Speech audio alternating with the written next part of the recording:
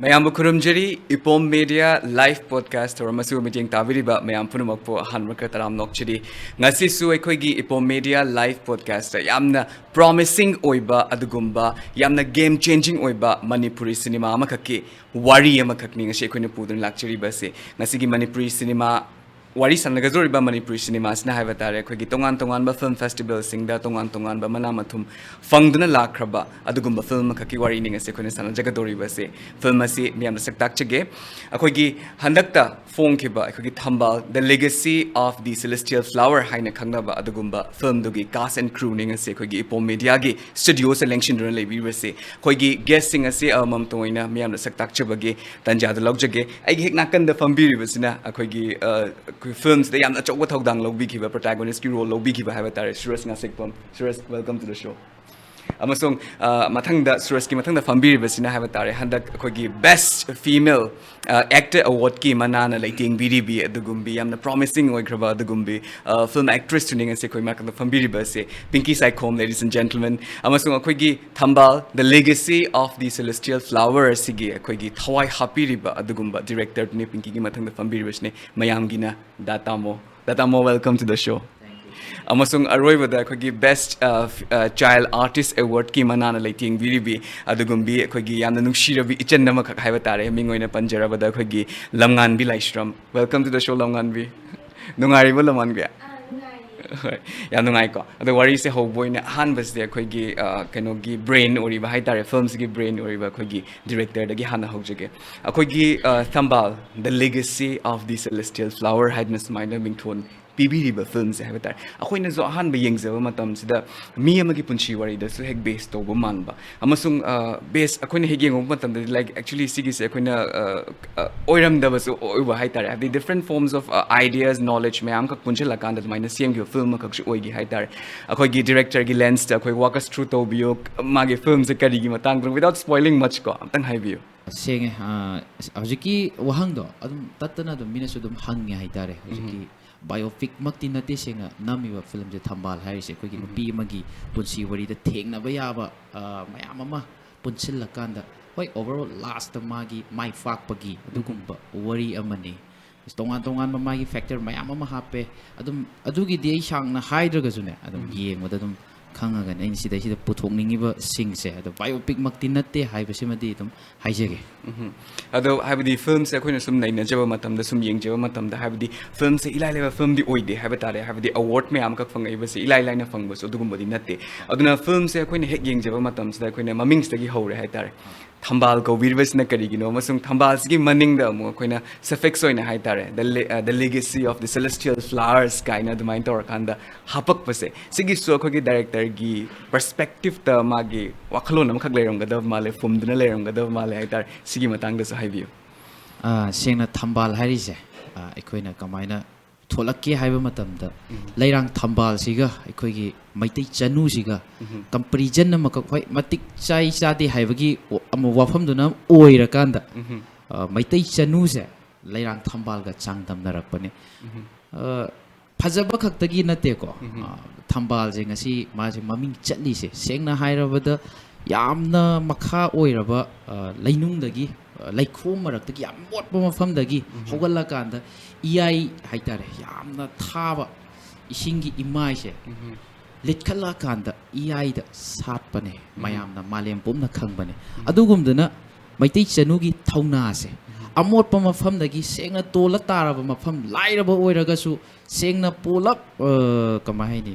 naihat piraba namthabiraba nupi ma oiragasu maitai nupi gi thauna se aduki wangi aduki mati odds mayam ma thengnaragasu iyai thakta mathanda dum satpa ngami haibadugi comparison do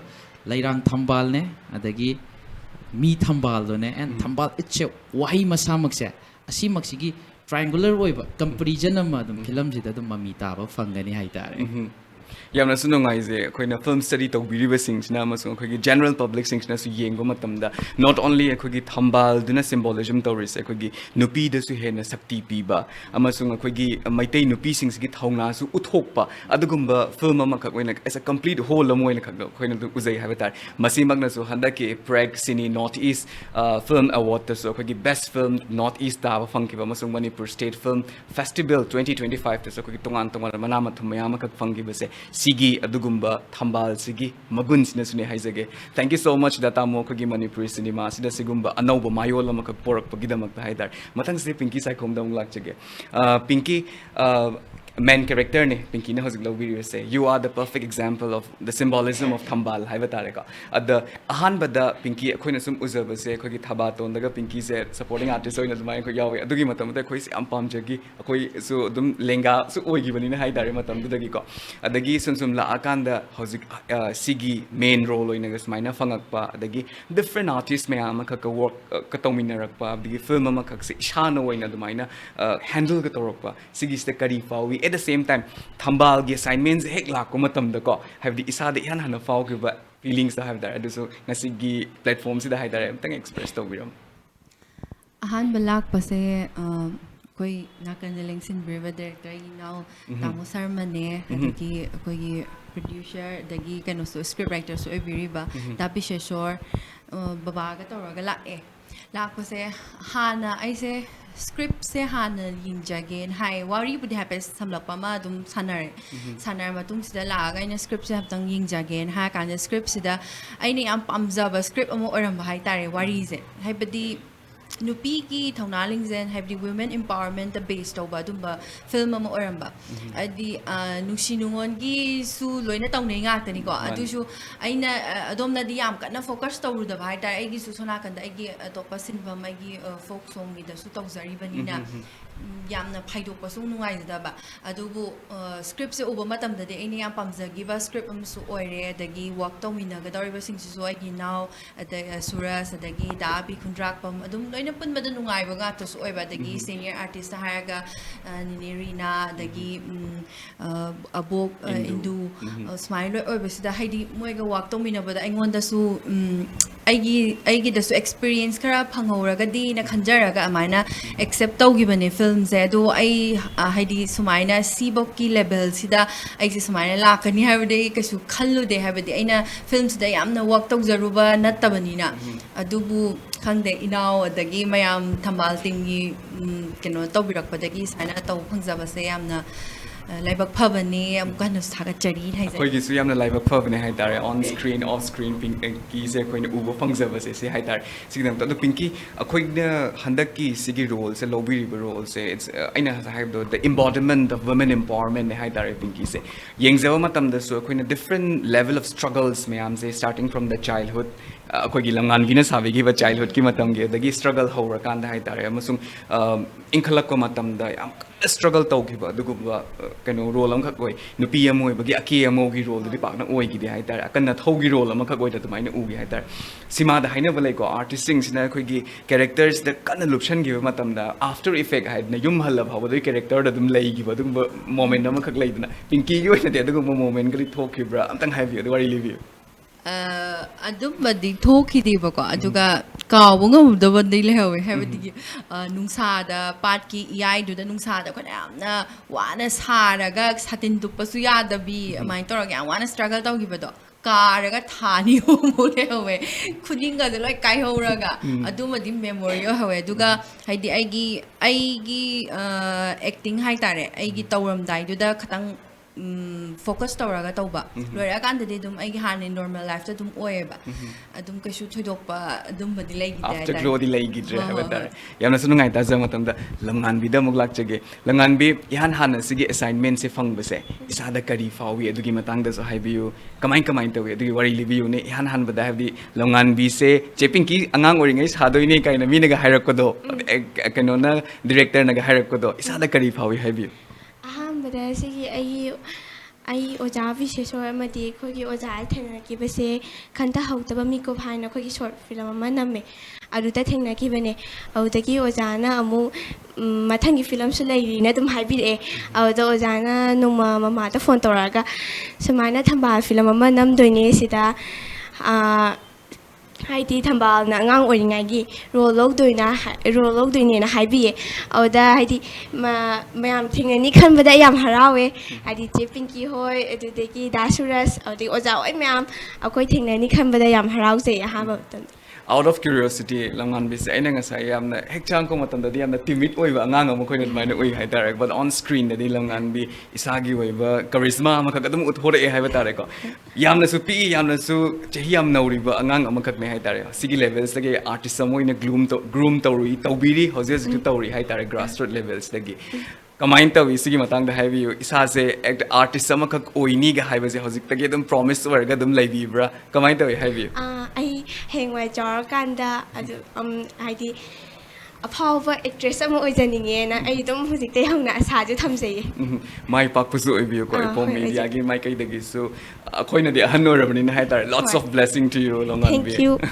ꯌꯥꯝꯅꯁꯨ ꯅꯨꯡꯉꯥꯏꯖꯩ at the same time congratulation ꯍꯟꯗꯛꯀꯤ Manipur State Film Award 2025 ꯇ best child artist కి award ꯐꯪꯕꯒꯤꯗꯃꯛꯇꯁꯨ ꯏꯄꯣꯝ ꯃꯦꯗꯤꯌꯥꯒꯤ ꯃꯥꯏꯀꯩꯗꯒꯤ congratulation Thank you ꯌꯥꯝ ꯅꯨꯡꯉꯥꯏꯖꯩꯀꯣ ꯃꯊꯪꯗ ꯑꯩꯈꯣꯏ ꯀꯩꯅꯣꯗ ꯂꯥꯛꯆꯒꯦ ꯁꯨꯔꯁꯇ ꯂꯥꯛꯆꯒꯦ ꯁꯨꯔꯁ ꯑꯩꯈꯣꯏꯒꯤ filmography ꯗ ꯄꯥꯕ ꯃꯇꯝꯗꯗꯤ ꯁꯨꯔꯁꯀꯤ ꯔꯣꯜꯁꯦ supporting actors na hairamba haitare ainadi yam nungaijadaba haitare when I look at your film I never consider you as a supporting artist haitare suraj ki role lobam to yamna fazna logi haitare ko suraj ki su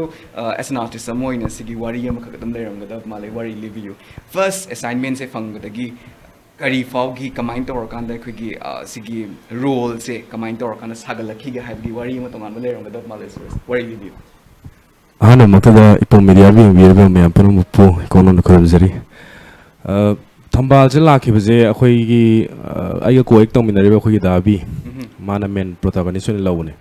ada mana ngonda stress film khak tawda ba makhak lei nang sidaida negative kitang di chale sa main ne to main ne do nang adum nangoda nungai gadra nang ngonda hange negative oi ba kan nang ngonda nungai da feel tawdra ada aina wari tam tang tajagi ge dabi aduga ai wari do tara matungda ai gi decision do lojage ne mo da hai ada wari se dabi se sorga punminar kanda ada script si ibiriba dabi se sor film je maga punminar kanda wari je hapet libire ko lirapa kanda wari je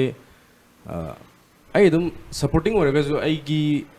ai gi keno hai tare ai na pu godaba character do haidi ai gi supporting na haraga jo sin yamna thubugi aingonda kasu thedokpa kano oina value oina leite sinam tang thomo so ani dang thogo su kasu gaib leite just ai gi character do kyam mapangan kallige solige ha ai gi su ai gi film du da kayam yamna value oiba oidaba da ai gi su yengjara kanda aina adumaina accept tawjagi bane film je kano ne supporting hairaga kayani nupi jigi magi thabak ingang akhoi gi leiriba thabak khuding makse mana tawjariba thabak khuding maksida akhoi gi laikai gi mayamba moina mabu support am tawjaningba amakhak neba aina sarise adubu nupi jina di aibu yamna kanoina negative oina magi mamita ma oina sum khangi ba haitare ado story jida di just ai negative oina dum ui ado uriba posi de kaino haikanda aina lanjabadina chadaba just magi vision du da langi bagi haitare pingai dagi aina sum mangod lakna khona tawda langi bagi mano in uba character am khangne ado ai ngonda su yam nuai ai di film any film haitare ne ko aina sum character se ai gi wakhanda di ano taste sum tongninge bo negative way gara just protagonist way gara haidi aina ngamgada ba capacity oraga da edum ai character dum lawjage na dum isa gi oiba dum khanjai haitare adugi marakta sumaina thambal su amane yamna su nungaise akhoi sum yeng matam da pinky ko haige khanba wahai dagi harga manipur da research tawrga la aga hangi bo dagi suman hala roida na khangi bani haidare but then thambal da mo hala kanda khoi silver screen da tholak pa je haidare yam nungaise ko suras and congratulations kogi entire film sigi success is suras ki su yamna chobu role am su yoi ne haizage congratulations haizage alo suras kogi pinky gi wari da su ngasai haibi gi matam da khuning kai bi wari ga am haibi ga haidare adagi sun tanning tawbu gi wari ga am haibi ga haidare nupi da di six pra nightmare ꯑꯃꯈꯛꯅꯦ but you endured it ꯌꯥꯝꯅꯁꯨ courageous ꯑꯣꯏ ꯍꯥꯏꯇꯥꯔꯦ different level of courage ꯅꯤꯀꯣ ꯁꯨꯔꯖꯀꯤ ꯑꯣꯏꯅꯁꯨ ꯁꯤꯒꯤ ꯀꯩꯅꯣ ꯐꯤꯜꯝꯁꯦ ꯅꯝꯕ ꯃꯇꯝꯗ ꯍꯥꯏꯕꯗꯤ ꯂꯣꯛꯇꯥꯛꯇ ꯅꯝꯒꯗꯣꯏꯅꯦ ꯕꯤꯁꯅꯨꯄꯨꯔ ꯗꯤꯁꯇ꯭ꯔꯤꯛ ꯃꯣꯏꯔꯥꯡꯗ ꯅꯝꯒꯗꯣꯏꯅꯦ ꯍꯥꯏꯇꯥꯔꯦ ꯁꯤꯒꯤꯁꯤꯁꯨ ꯌꯥꯝꯅ ꯀꯥꯎꯉꯝꯂꯔꯣꯏꯗꯕ ꯏꯟꯁꯤꯗꯦꯟꯁ ꯑꯗꯒꯤ ꯌꯥꯝꯅ ꯅꯣꯛꯅꯤꯡꯕ ꯏꯟꯁꯤꯗꯦꯟꯁ ꯃꯌꯥꯝ ꯑꯃꯈꯛꯁꯨ ꯊꯣꯛꯑꯝꯒꯗꯕ ꯃꯥꯜꯂꯦ ꯍꯥꯏꯇꯥꯔꯦ if you could recall some Suraj tell us about it ꯀꯩꯅꯣꯁꯤꯒꯤ ꯑꯩꯈꯣꯏꯅ ꯅꯝꯈꯤꯕꯒꯤ ꯃꯇꯝꯗ ꯍꯥꯏꯔꯒꯗꯤ ꯋꯥꯈꯜꯗꯗꯤ ꯅꯨꯡꯗꯥꯡꯁꯦ ꯑꯩꯈꯣꯏꯅ ꯍꯥꯏꯗꯣꯏꯁꯦ ꯑꯍꯥꯟꯕ ꯑꯩꯈꯣꯏ ꯀꯦꯝ ꯇꯧꯔ ꯂꯩ ꯀꯦꯝ ꯇꯧꯔ ꯂꯩꯕ ꯀꯥꯟꯁꯤꯗ ꯋꯥꯔꯤꯗꯗꯤ ꯂꯣꯛꯇꯥꯛꯅꯦꯕ ꯂꯩꯔꯤꯁꯦ ꯑꯗꯨꯒ ꯅꯝꯗꯣꯔꯤ ꯖꯒꯥꯁꯤꯅ ꯄꯨꯔꯥ ꯂꯩꯀꯪ ꯑꯩꯈꯣꯏꯒꯤ ꯏꯁꯤꯡ ꯃꯆꯦꯠ ꯎꯕ ꯖꯒꯥ ꯅꯠꯇꯦ ꯍꯥꯏꯇꯥꯔꯦ ꯅꯝꯗꯣꯏ ꯖꯒꯥꯁꯤꯅ ꯑꯗꯩ ꯋꯥꯈꯜꯗꯗꯤ ꯑꯩꯅ ꯑꯍꯥꯟꯕ ꯀꯦꯝ ꯆꯠꯇ꯭ꯔꯤꯉꯩ ꯇꯥꯏꯃꯤꯡꯁꯤꯗ ꯑꯩꯒꯤ ꯋꯥꯈꯜꯗꯗꯤ ꯌꯥꯝ ꯅꯨꯡꯉꯥꯏꯅ ꯍꯥꯏꯗꯤ ꯍꯌꯦꯡꯁꯦ ꯍꯥꯏꯗꯤ ꯑꯩꯈꯣꯏꯗ ꯅꯨꯡꯉꯥꯏꯖꯔꯤꯁꯤꯗꯤ ꯀꯩꯅꯣ ꯅꯠꯇꯦꯕ ꯃꯐꯝꯗꯨꯗ ꯆꯥꯕ ꯊꯛꯄ ꯅꯨꯡꯉꯥꯏꯕ ꯑꯗꯨ ꯇꯥꯔ ꯀꯩꯝ ꯅꯠꯇꯦ ꯑꯥꯔꯇꯤꯁ ꯑꯃꯒꯤ ꯄꯥꯝꯖꯕꯁꯦ ꯍꯥꯏꯇꯥꯔꯦ ꯑꯩꯈꯣꯏꯅ ꯁꯨꯝ ꯃꯤꯠꯇꯒ ꯎꯖꯕꯗꯣ ꯍꯥꯏꯗꯤ ꯚ꯭ꯌꯨꯗꯣ ꯍꯥꯏꯗꯤ ꯂꯣꯛꯇꯥꯛꯀ ꯍꯥꯏꯔꯒ ꯅꯣꯡꯉꯥꯜꯂꯛꯄꯒꯤ ꯅꯨꯃꯤꯠ ꯇꯥꯔꯛꯄꯒꯤꯗ ꯁꯟꯁꯦꯠꯀ ꯆꯪꯉꯛꯄ ꯁꯟꯔꯥꯏꯁꯀ ꯑꯣꯏꯔꯛꯄ ꯑꯗꯨꯒꯨꯝꯕꯒꯤ ꯍꯥꯏꯗꯤ ꯃꯤꯠꯇꯒ ꯅꯦꯆꯔꯒꯤ ꯑꯣꯏꯕ ꯄꯣꯠꯇꯣ ꯁꯨꯝ ꯏꯃꯥꯖꯤꯟ ꯇꯧꯕ ꯍꯥꯏꯇꯥꯔꯦ ꯑꯗꯨꯒ ꯑꯩꯈꯣꯏꯅ ꯍꯧꯖꯤꯛꯀꯤ ꯂꯩꯔꯤꯕ ꯖꯒꯥꯁꯤꯅ ꯁꯔꯤꯛꯀꯣꯟꯖꯤꯜ ꯍꯥꯏ ꯃꯐꯝꯁꯦ ꯑꯗꯩꯗꯨꯗꯗꯤ ꯃꯇꯝꯗꯨꯗ ꯏꯁꯤꯡ ꯃꯥꯏꯁꯤꯡ ꯀꯩꯝꯇ ꯀꯩꯅꯣ ꯂꯩꯕ ꯖꯒꯥ ꯅꯠꯇꯦꯕ ꯍꯥꯏꯗꯤ ꯄꯨꯀꯣꯛꯅ ꯍꯥꯏꯇꯥꯔꯦ ꯑꯗꯩꯗ ꯑꯩꯈꯣꯏꯅ ꯐꯤꯂꯝꯗꯗꯤ ꯖꯁ ꯋꯥꯔꯤꯗꯨꯗ ꯃꯥꯒꯤ ꯂꯣꯀꯦꯁꯟꯗꯨꯗꯤ ꯈꯪꯄꯣꯟꯇꯦꯗꯅ ꯍꯥꯏꯗꯤ ꯑꯩꯈꯣꯏꯅ ꯁꯤꯜꯂ ꯅꯝꯖꯔꯛꯄ ꯖꯒꯥꯗꯣ ꯑꯗꯨꯝ ꯀꯩꯅꯣ ꯇꯧꯖꯔꯛꯄꯩ ꯋꯥꯅꯤ ꯑꯗꯨꯒ ꯑꯋꯥꯕꯒꯤ ꯍꯥꯏꯔꯨꯔꯗꯤ ꯅꯣꯡ ꯏꯁꯤꯡ ꯆꯨꯔꯛꯑꯀꯥꯟꯗ ꯌꯥꯝ ꯅꯨꯡꯉꯥꯏꯇꯕ ꯍꯥꯏꯇꯥꯔꯦ ꯑꯗꯨꯗꯒꯤ ꯒꯥꯔꯤ ꯆꯠꯊꯣꯛ ꯆꯠꯁꯤꯟ ꯌꯥꯗꯕꯒꯤ ꯑꯗꯒꯤ ꯑꯩꯈꯣꯏꯒꯤ ꯀꯩ ꯍꯥꯏꯅꯤ ꯂꯝꯕꯤ ꯆꯠ ꯌꯥꯗꯗꯅ ꯑꯩꯈꯣꯏꯒꯤ ꯀꯩꯅꯣꯒꯤ ꯍꯧꯖꯤꯛꯀꯤ ꯁꯔꯤꯛꯀꯣꯟꯖꯤꯜ ꯍꯥꯏꯁꯤꯗꯒꯤ ꯀꯩꯅꯣ ꯇꯧꯔꯀꯥꯟꯗ ꯊꯣꯛꯐꯝꯁꯤ ꯌꯥꯗ꯭ꯔꯕ ꯀꯨꯝꯕꯤꯔꯣꯝꯗ ꯊꯣꯛꯐꯝꯁꯦ ꯁꯤ ꯌꯥꯗꯗꯅ ꯑꯩꯈꯣꯏꯁꯦ ꯄꯨꯔꯥ ꯑꯍꯤꯡ ꯅꯨꯃꯤꯠ ꯆꯨꯞꯄ ꯑꯃ ꯑꯗꯨꯝ ꯑꯩꯈꯣꯏꯒꯤ ꯀꯣꯏꯔꯒ ꯑꯩꯅ ꯍꯥꯏꯁꯦ ꯀꯨꯝꯕꯤꯁꯦ ꯑꯃꯨꯛ ꯀꯩ ꯍꯥꯏꯅꯤ ꯀꯨꯝꯕꯤꯁꯦ ꯊꯣꯛꯄꯗ ꯂꯩꯔꯕꯅꯦꯕ ꯁꯔꯤꯛꯀꯣꯟꯖꯤꯜꯁꯤꯗꯒꯤ ꯊꯣꯛꯑꯀꯥꯟꯗ ꯀꯨꯝꯕꯤꯁꯦ ꯇꯥꯔꯕꯅꯦꯕꯀꯣ ꯁꯨꯝ ꯀꯣꯏꯔ ꯂꯥꯛ ꯀꯛꯆꯤꯡ ꯈꯨꯅꯧ ꯀꯣꯏꯔ ꯀꯩꯅꯣꯔꯣꯝꯗ ꯋꯥꯡꯉꯨꯔꯣꯝ ꯅꯠꯇ꯭ꯔ ꯀꯣꯏꯔ ꯂꯩꯔꯦ ꯑꯗꯨꯒ ꯑꯃꯨꯛ ꯀꯨꯝꯕꯤ ꯇꯥꯔꯦ ꯁꯤꯅꯦꯕ ꯍꯥꯏꯔꯛꯏꯁꯦ ꯍꯥꯏꯗꯤ ꯋꯥꯕꯗ ꯏꯁꯥꯗ ꯑꯩꯈꯣꯏꯒꯤ ꯑꯋꯥꯕꯁꯤꯁꯨ ꯅꯨꯃꯤꯠꯇꯨꯁꯨ ꯁꯤꯟꯗ ꯌꯥꯝ ꯋꯥꯏꯑꯦꯕ ꯇꯁꯦꯡꯅ ꯍꯥꯏꯔꯀꯥꯟꯗ ꯑꯩꯈꯣꯏ ꯅꯝꯈꯤꯕꯗꯣ ꯍꯥꯏꯗꯤ ꯑꯥꯔꯇꯤꯁ ꯑꯩꯈꯣꯏꯒꯤ ꯄꯨꯟꯅ ꯁꯨꯃꯤꯟꯅꯕ ꯍꯥꯏꯇꯥꯔꯦ ꯑꯄꯨꯟꯕ ꯃꯃꯥ ꯏꯟꯗꯨ ꯍꯣꯏ ꯑꯗꯒꯤ ꯏꯁꯩ ꯑꯃ ꯌꯥꯎꯕꯗꯣ ꯃꯥꯜꯂꯦ ꯑꯕꯨ ꯏꯟꯗꯨ ꯌꯥꯎꯔꯦ ꯑꯗꯒꯤ ꯆꯦ ꯔꯣꯖꯤ ꯌꯥꯎꯔꯦ ꯑꯗꯒꯤ ꯑꯩꯈꯣꯏ ꯆꯦ ꯄꯤꯡꯀꯤ ꯂꯩꯔꯦ ꯗꯥꯕꯤ ꯂꯣꯏ ꯑꯅꯝꯕꯅ ꯂꯣꯏ ꯁꯨꯔꯦ ꯑꯗꯨꯏ ꯅꯨꯃꯤꯠꯇꯨꯗꯤ ꯑꯗ ꯁꯨꯔꯀꯥꯟꯁꯤꯗ ꯅꯣꯡꯁꯦ ꯈꯪꯍꯧꯗꯅ ꯍꯦꯛꯇ ꯌꯥꯝ ꯀꯟꯅ ꯆꯨꯁꯜꯂꯛꯄꯅꯦꯕ ꯑꯗꯨꯗꯒꯤ ꯒꯥꯔꯤꯁꯦ ꯑꯩꯈꯣꯏꯅ ꯂꯩꯔꯤꯕ ꯖꯒꯥꯗꯨꯗꯒꯤ ꯁꯨꯝ ꯒꯥꯔꯤ ꯊꯧꯗꯣꯛꯄꯁꯦ ꯌꯥꯗꯕꯒꯤ ꯑꯃꯨꯛ ꯌꯣꯝꯄꯥꯛ ꯇꯧꯅꯔꯒ ꯑꯃꯨꯛ ꯂꯩꯀꯥꯏꯗꯨꯗꯒꯤ ꯂꯧꯅꯔꯒ ꯑꯗꯒꯤ ꯒꯥꯔꯤꯁꯦ ꯑꯩꯈꯣꯏ ꯃꯌꯥꯝ ꯆꯪ ꯅꯝꯃꯒ ꯐꯥꯔꯒ ꯏꯟꯊꯅꯔꯒ ꯇꯧꯅꯔꯛꯄ ꯂꯥꯛꯄ ꯌꯥꯎꯏ ꯑꯗꯒꯤ ꯂꯝꯕꯤꯗ ꯂꯥꯛꯄ ꯀꯥꯟꯗꯗꯤ ꯇꯨꯝꯅꯤꯡꯉꯕ ꯍꯥꯏꯗꯤ ꯃꯌꯥꯝꯗꯣ ꯄꯨꯟꯅ ꯂꯥꯛꯃꯤꯟꯅꯕꯅꯤꯅ ꯀꯩꯅꯣ ꯇꯧꯕꯗꯤ ꯌꯥꯗꯕꯅꯤꯅ ꯑꯗꯨꯝ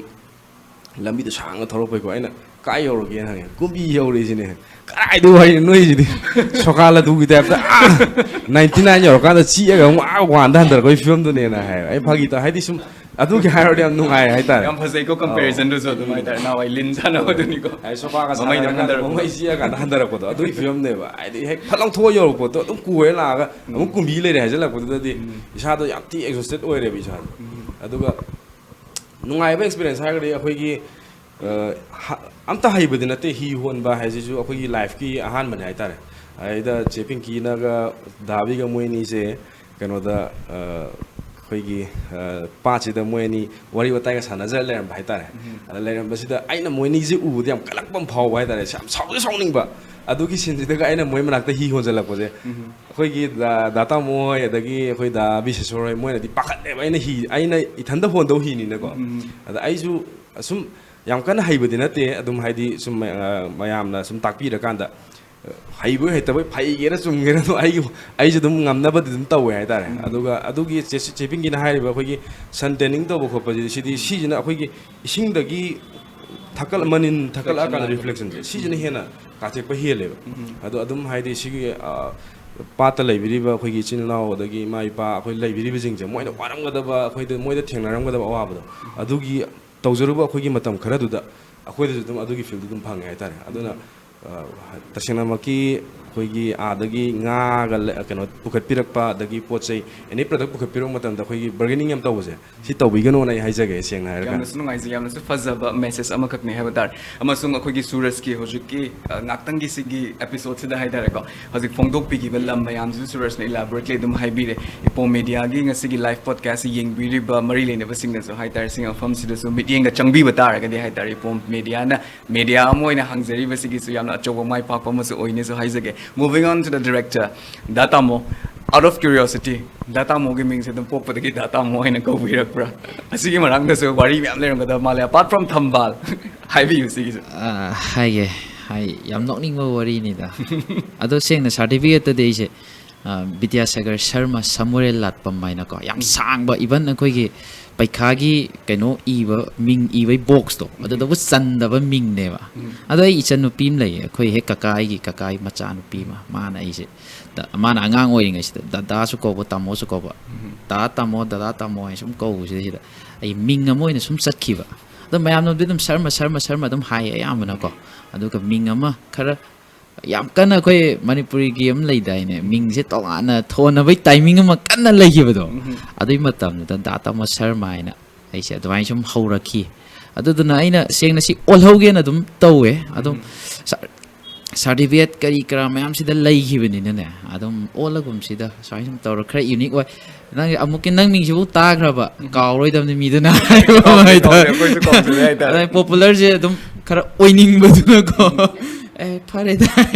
yam nokning ngori ni Akoi su kok ju da haiter first any assignment se phangzo matam the who is the director na yeng matam se da haiter dum kok ta dum okay da tamo ai na dum lei ga haiter yam na su nungai ba dugumba keno ming ku thona ba ka haiter ko serious ado makhata na mo aina data mo dagi hangjening ba se habadi Thambal gi waris da mo pushla kanda Thambal se koina filmography filmology da yeng ba matam da yam na su empowering oi ba dugumba oina da maine oi haiter ai gi oina sam personally I'm excited oi sigi assignment se phanggo matam da directors perspective to so in a khangjening habadi magi film sigi magi core message sidi kari oi do no na hojikti loire mayam da su uthok pi re haitar mayam da su khudol tambi re once mayam da khudol tambi matam sida director gi perspective ta visualize to giba adugumba ke haitar image to habadi hojikti acquire orient to khanbi bra hojikti ma da mahi yale na khanbi bra adugi matang da so haibi hoi mahi budi yale sengna dum mai wari macham tang yam ten ba ko ai sang na su dum li ba se kaidor roi ge dum ai journey se 2014 dagi horpa ne dum film gi journeys 2014 dagi horpa ne hojik 2025 oire ko 2025 da just ai film ama khak pai ba ngam je yam lai bak phaba ne ama khak tang pai ra ga su yam lai bak phaba ma oire ai tare ngam ki bai ngam ki da bai makha tarak pa mayam ama lairak pai ai lairak ta bai ai but ai first attempt se dei da aina pamjari ba khuding mak aina pamjari ba message se hai tare ko mayam da appeal tawning ba se public na accept to bi ba side na nungai ba leite mai pa e na khalle film phajaba magi technically adu ada amaduna ama oire our best level high ba team se pura anau bangak ta ne ba ai shamak adagi camera everyone in the team han bangak ta ni ma punsi ge yam kanna hona ba hoi yam nungsi dum mita ji loi ure ko tongmina ki ba mayam do game tongmina ra kan da awana thi di matam da hoji hai ge nongju nungsa as nong ta ba khot ba mayam ama lai re adagi first time mak ta go problem thokchila ko matam da kamaina handle to si ge ham tam pressure yam lai ba ingon da but team ma oina pressure je loina lokthok pi ra kan da ne yam da khangde yam nungai khoi gi ko work tongminari ba khoi artist khudimang na ne asumai support tawram dragadi adum mai pa oi seng yam support to wi ba yam energetic oi ba ahing pung ani ta ba yauri ni film je namba da nokpada nuai na anok po wari chu mayam lai re acho hoi adu mai adu gi wari chu mayam ma lai re but aina hajening badi dum suk kuina wana hotna jarak pa se adum amatang oiraga so mai pa e haiba simadi adum mai sai te dum haijerage simadi yamna sunungai ji taza matam da akhoi je habdi aigi chinnai go congratulations have se dum thoga lai re hai tare akhoi na jam excited su oigi Thambal the legacy of the celestial flowers e koina han da 25 December hana na MSFDS the cup ki male sigisi aina khanba matam da chumbra kap ni to ba se theng khang kaya rak yei thora kan da January da wina adu doina kap okay January the cup ki matam da akhoi ju sigi assignment me am se phang hai tare like as a media person moina koina film studies to bugi da makta koi assignment me am phang ba se I'm excited oigi vai tare your way of treating the film adagi magi color scheme yang ko matam da and then horen question da se yaogi bane art director gi matang gi yor ko matam da hardly koi Manipur de art director ga se koi yauna de hai tare but then koi na se art director ga hapchilakhi ba art director gi su magi ꯃꯥꯒꯤ ꯇꯣꯉꯥꯟꯕ film ꯐꯦꯁꯇꯤꯚꯦꯜꯗꯁꯨ ꯃꯥꯒꯤ award ꯑꯃꯈꯛꯁꯨ ꯑꯗꯨꯝ ꯐꯪꯈꯤ ꯍꯥꯏꯇꯥꯔꯦ ꯁꯤꯒꯤꯁꯨ ꯍꯣꯔꯦꯟ ꯋꯥꯔꯤ ꯂꯩꯖꯒꯦ ꯑꯗꯨꯒ ꯍꯧꯖꯤꯛꯀꯤ ꯃꯇꯥꯡꯗ ꯌꯥꯝ ꯁ꯭ꯇ꯭ꯔꯥꯏꯀꯤꯡ ꯑꯣꯏꯈꯤꯕꯁꯦ 2014ꯗꯒꯤ ꯑꯩꯈꯣꯏꯒꯤ ꯐꯤꯜꯝꯒꯤ ꯖꯔꯅꯤꯁꯤꯗ ꯇꯥꯃꯣꯅ ꯁꯨꯝ ꯍꯧꯕꯤꯔꯛꯑꯦ ꯕꯠ ꯗꯦꯟ ꯑꯗꯨꯕꯨ ꯍꯧꯕꯤꯔꯛꯄ ꯇꯥꯔꯒꯁꯨ ꯑꯗꯨꯗ ꯑꯦꯛꯋꯥꯌꯔ ꯇꯧꯔꯨꯈꯤꯕ ꯑꯦꯛꯁꯄꯤꯔꯤꯌꯦꯟꯁꯦꯁ ꯃꯌꯥꯝꯗꯨꯅ ꯍꯟꯗꯛ 2001 2002 ꯁ꯭ꯋꯥꯏꯗꯒꯤ ꯊꯝꯕꯥꯜꯁꯦ ꯅꯝꯕ ꯍꯧꯕꯤꯔꯛꯈꯤꯕꯅꯦ ꯍꯥꯏꯇꯥꯔꯦ ꯁꯤꯒꯤ ꯅꯝꯕ ꯍꯧꯕꯤꯔꯛꯈꯤꯕꯒꯤ ꯃꯇꯝꯁꯤꯗ ꯑꯩꯈꯣꯏꯒꯤ ꯗꯥꯇꯥ ꯃꯣꯗꯗꯤ ꯁ꯭ꯀ꯭ꯔꯤꯞꯁꯦ ꯐꯪꯉꯕ ꯃꯇꯨꯡꯗ ꯑꯩꯈꯣꯏꯒꯤ ꯚꯤꯖꯨꯑꯦꯂꯥꯏꯖꯦꯁꯟꯁ ꯀꯅꯥꯅ ꯀꯥꯁ ꯑꯣꯏꯗꯣꯏꯅꯣ ꯀꯅꯥꯅ ꯀ꯭ꯔ꯭ꯌꯨ ꯑꯣꯏꯗꯣꯏꯅꯣ ꯃꯦꯝꯕꯔꯁ ꯃꯌꯥꯝꯁꯦ ꯑꯦꯁ ꯑ ꯗꯤꯔꯦꯛꯇꯔ ꯑꯃ ꯑꯣꯏꯅ ꯂꯣꯏꯅꯃꯛ ꯑꯦꯁ ꯑ ꯇꯤꯝ ꯂꯤꯗꯔ ꯑꯃ ꯑꯣꯏꯅ ꯍꯥꯏꯇꯥꯔꯦ ꯂꯣꯏꯅꯃꯛ ꯀꯣꯛꯇ ꯁꯨꯝ ꯂꯥꯛꯑꯝꯒꯅꯤ ꯍꯥꯏꯇꯥꯔꯦ but why do you have to choose all the freshers in this industry ꯑꯗꯨꯒꯤꯁꯨ ꯅꯨꯡꯉꯥꯏꯕ ꯋꯥꯔꯤ ꯑꯃ ꯂꯩꯔꯝꯒꯗꯕ ꯃꯥꯜꯂꯦ ꯍꯥꯏꯕꯤꯌꯨ ꯍꯣꯏ ꯁꯤ ꯀꯣꯏꯁꯟꯁꯦ ꯑꯗꯨꯝ ꯂꯨꯏꯌꯦ ꯈꯨꯝꯕꯗꯁꯨ ꯀꯣ ꯑꯗꯣ ꯀꯃꯥꯏ ꯍꯥꯏꯅꯤ ꯑꯩꯈꯣꯏꯁꯨ ꯑꯅꯧꯕ ꯉꯥꯛꯇ ꯑꯣꯏꯕ ꯑꯗꯣ ꯑꯦꯛꯁꯄꯤꯔꯤꯌꯦꯟꯁ ꯂꯩꯕ ꯃꯤꯁꯤꯡꯁꯤꯒ ꯇꯧꯃꯤꯟꯅꯅꯤꯡꯉꯦ ꯑꯗꯨꯝ ꯑꯕꯣꯛ ꯏꯟꯗꯨ ꯌꯥꯎꯔꯤ ꯑꯗꯒꯤ ꯑꯩꯈꯣꯏ ꯆꯦꯔꯤꯅꯥ ꯌꯥꯎꯔꯤ ꯕꯠ ꯑꯩꯈꯣꯏꯒꯤ ꯂꯤꯗ ꯔꯣꯜ ꯂꯧꯒꯗꯕꯁꯤꯡꯁꯦ ꯁꯤꯗꯤ ꯈꯤꯇꯪ ꯐ꯭ꯔꯦꯁ ꯑꯣꯏꯕ ꯑꯩꯈꯣꯏꯅ ꯃꯤ ꯄꯥꯝꯃꯦ ꯀꯩꯒꯤꯅꯣ ꯃꯇꯝꯗ ꯐꯤꯂꯝꯁꯦ ꯅꯝꯃꯛꯄ ꯃꯇꯝꯗ ꯇꯧꯔꯛꯀꯗꯧꯔꯤꯕ ꯃꯑꯣꯡꯁꯦ ꯑꯍꯤꯡ ꯇꯨꯝꯃ ꯑꯣꯏꯗꯕ ꯀꯦꯝ ꯇꯧꯔꯛꯀꯗꯧꯕ ꯑꯇꯩꯒꯤꯗꯤ ꯁꯦꯡꯅ ꯍꯧꯖꯤꯛ ꯂꯩꯔꯤꯕ ꯑꯇꯣꯞꯄ ꯑꯥꯔꯇꯤꯁꯁꯤꯡ ꯁ꯭ꯀꯦꯗ꯭ꯌꯨꯜ ꯇꯥꯏꯠ ꯑꯣꯏꯕ ꯉꯥꯛꯇꯅꯤ ꯍꯥꯏꯕ ꯑꯩꯈꯣꯏꯗꯃꯛꯇ ꯁꯨꯃꯥꯏꯅ ꯀꯥꯏꯊꯣꯔꯛꯀꯅꯤ ꯍꯥꯏꯕꯁꯦ ꯑꯩꯈꯣꯏꯗ ꯄ꯭ꯔꯣꯕ꯭ꯂꯦꯝ ꯃꯌꯥꯝ ꯑꯃ ꯂꯥꯛꯀꯅꯤ ꯍꯥꯏꯕꯒꯤ ꯑꯩꯈꯣꯏꯗꯁꯨ ꯋꯥꯈꯜꯁꯦ ꯈꯜꯂꯦꯕꯀꯣ ꯑꯗꯨꯗꯨꯅ ꯃꯥꯒꯤ ꯀꯥꯁꯇꯤꯡꯁꯦ ꯊꯤꯔꯛꯄ ꯃꯇꯝꯗ ꯐ꯭ꯔꯦꯁ ꯂꯨꯛ ꯑꯃꯁꯨ ꯄꯥꯝꯃꯦ ꯄ꯭ꯂꯁ ꯆꯥꯅꯕ ꯍꯥꯏꯇꯥꯔꯦ ꯆꯦ ꯄꯤꯡꯀꯤꯒ ꯈꯜꯂꯛꯄꯒꯤ ꯋꯥꯔꯤ ꯑꯗꯨꯝ ꯃꯌꯥꯝ ꯂꯩ ꯑꯗꯒꯤ ꯗꯥꯕꯤ ꯈꯜꯂꯛꯄ ꯑꯗꯒꯤ ꯏꯚꯟ ꯁꯨꯔꯁ ꯂꯥꯛꯄ ꯃꯥꯒꯤ ꯋꯥꯔꯤ ꯇꯣꯉꯥꯟ ꯇꯣꯉꯥꯟꯕ ꯀꯥꯁꯇꯤꯡꯁꯦ ꯌꯥꯝꯅ ꯑꯆꯧꯕ kuina changki ba casting tawna bo hona ba si kana ko manji kana ko se pingi dum khang bani si wari si kamai lak pano ga hai ba se ado loina sweet oi ba sari ba character si even suraj makta hai re mai ming si film je khelian ko we khelian ro tongan ba ming makhal mane ba ko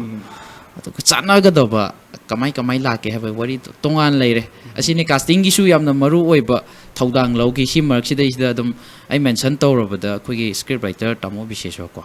adagi film si screenplay tawriba ai he pokpi baba je nandalal sharma ai screenplay di lo mana tawbne baba asa hing tum do mayam yo ai tum mi ai script je thanamba tum pa tum ma di akoi baba je ahing hogala I ba mana ai ba ki hongna bi se ma nungthin nu thabak chat pani tumi ai la ga mon na kan si da script ta pai mit pa film da ga ubam nei dai mama ji swai le khang mane swaina mai journey yam sang na leikre nungai ba awa badi meyam leikre yamna su nungai se have the family gi the support me am kok su yaw in head center ma the artist me am gi haidar commitment me am kok su khoina hojik ngaktang machet ama kak haibi ba matam da khoina dum uzai haidar pinky na jung jai support ka tawbi gi ba ahing pung ani bhau tar bhau da dumaina ga awa me am kak lap khrabani imphal da gi am lap lai ba du ma fam kak ne it's not easy to come have the hangar handa chat pa da yamna nungai ba fam su natte haiba tar aduna sida wamina giba thengkhang kaya da dumain tor kan struggle to mina giba duna nga sidi adugi mahai ju chawani na so haisage ko chumi ko kimsa khelendro asingbagi tasina ma ke hairaga di akoina hena wang su atagi na te haidi magi season je ngai nam bai ta winter na winter season gi adagi summer na summer season gi haidi thambal hoba timing gi su ngai akoi ju ngai nam gi aduna su matam je samna kana tha ma thar ani thar phalong namjan gi bodi aduna tabni na ko hai mai season do ngai namak pani na akoi disu awa ba di artisting du data moina khambiri se sengnai kanda akoi da gi su akoina support to bom jange tasenai kanda film emulation ba je director producer moina putho to bi thabak to just akoi artist akoi gi damok ta ne akoi isa gi ne khanar ka thabak je tominar ga di akoi gi film je yamna hena manipur gi film je sakolakpa adi dedication fajana to bi ra ga di wai ka ni nai khanjai aduga ngasi namagi hayeng namagi adugi style sum chatlagadi haidi sengna character si ju mange e bata sena ga ai ju nungai jada badum yawgi thambal sengna makki dum haidi kai no di season naira ga namak pani na ngonda season kair pa kan haidi akoi gi di sidai da budget che sengna ga artist am da bibam tukpa magi budget to sengna tawraga di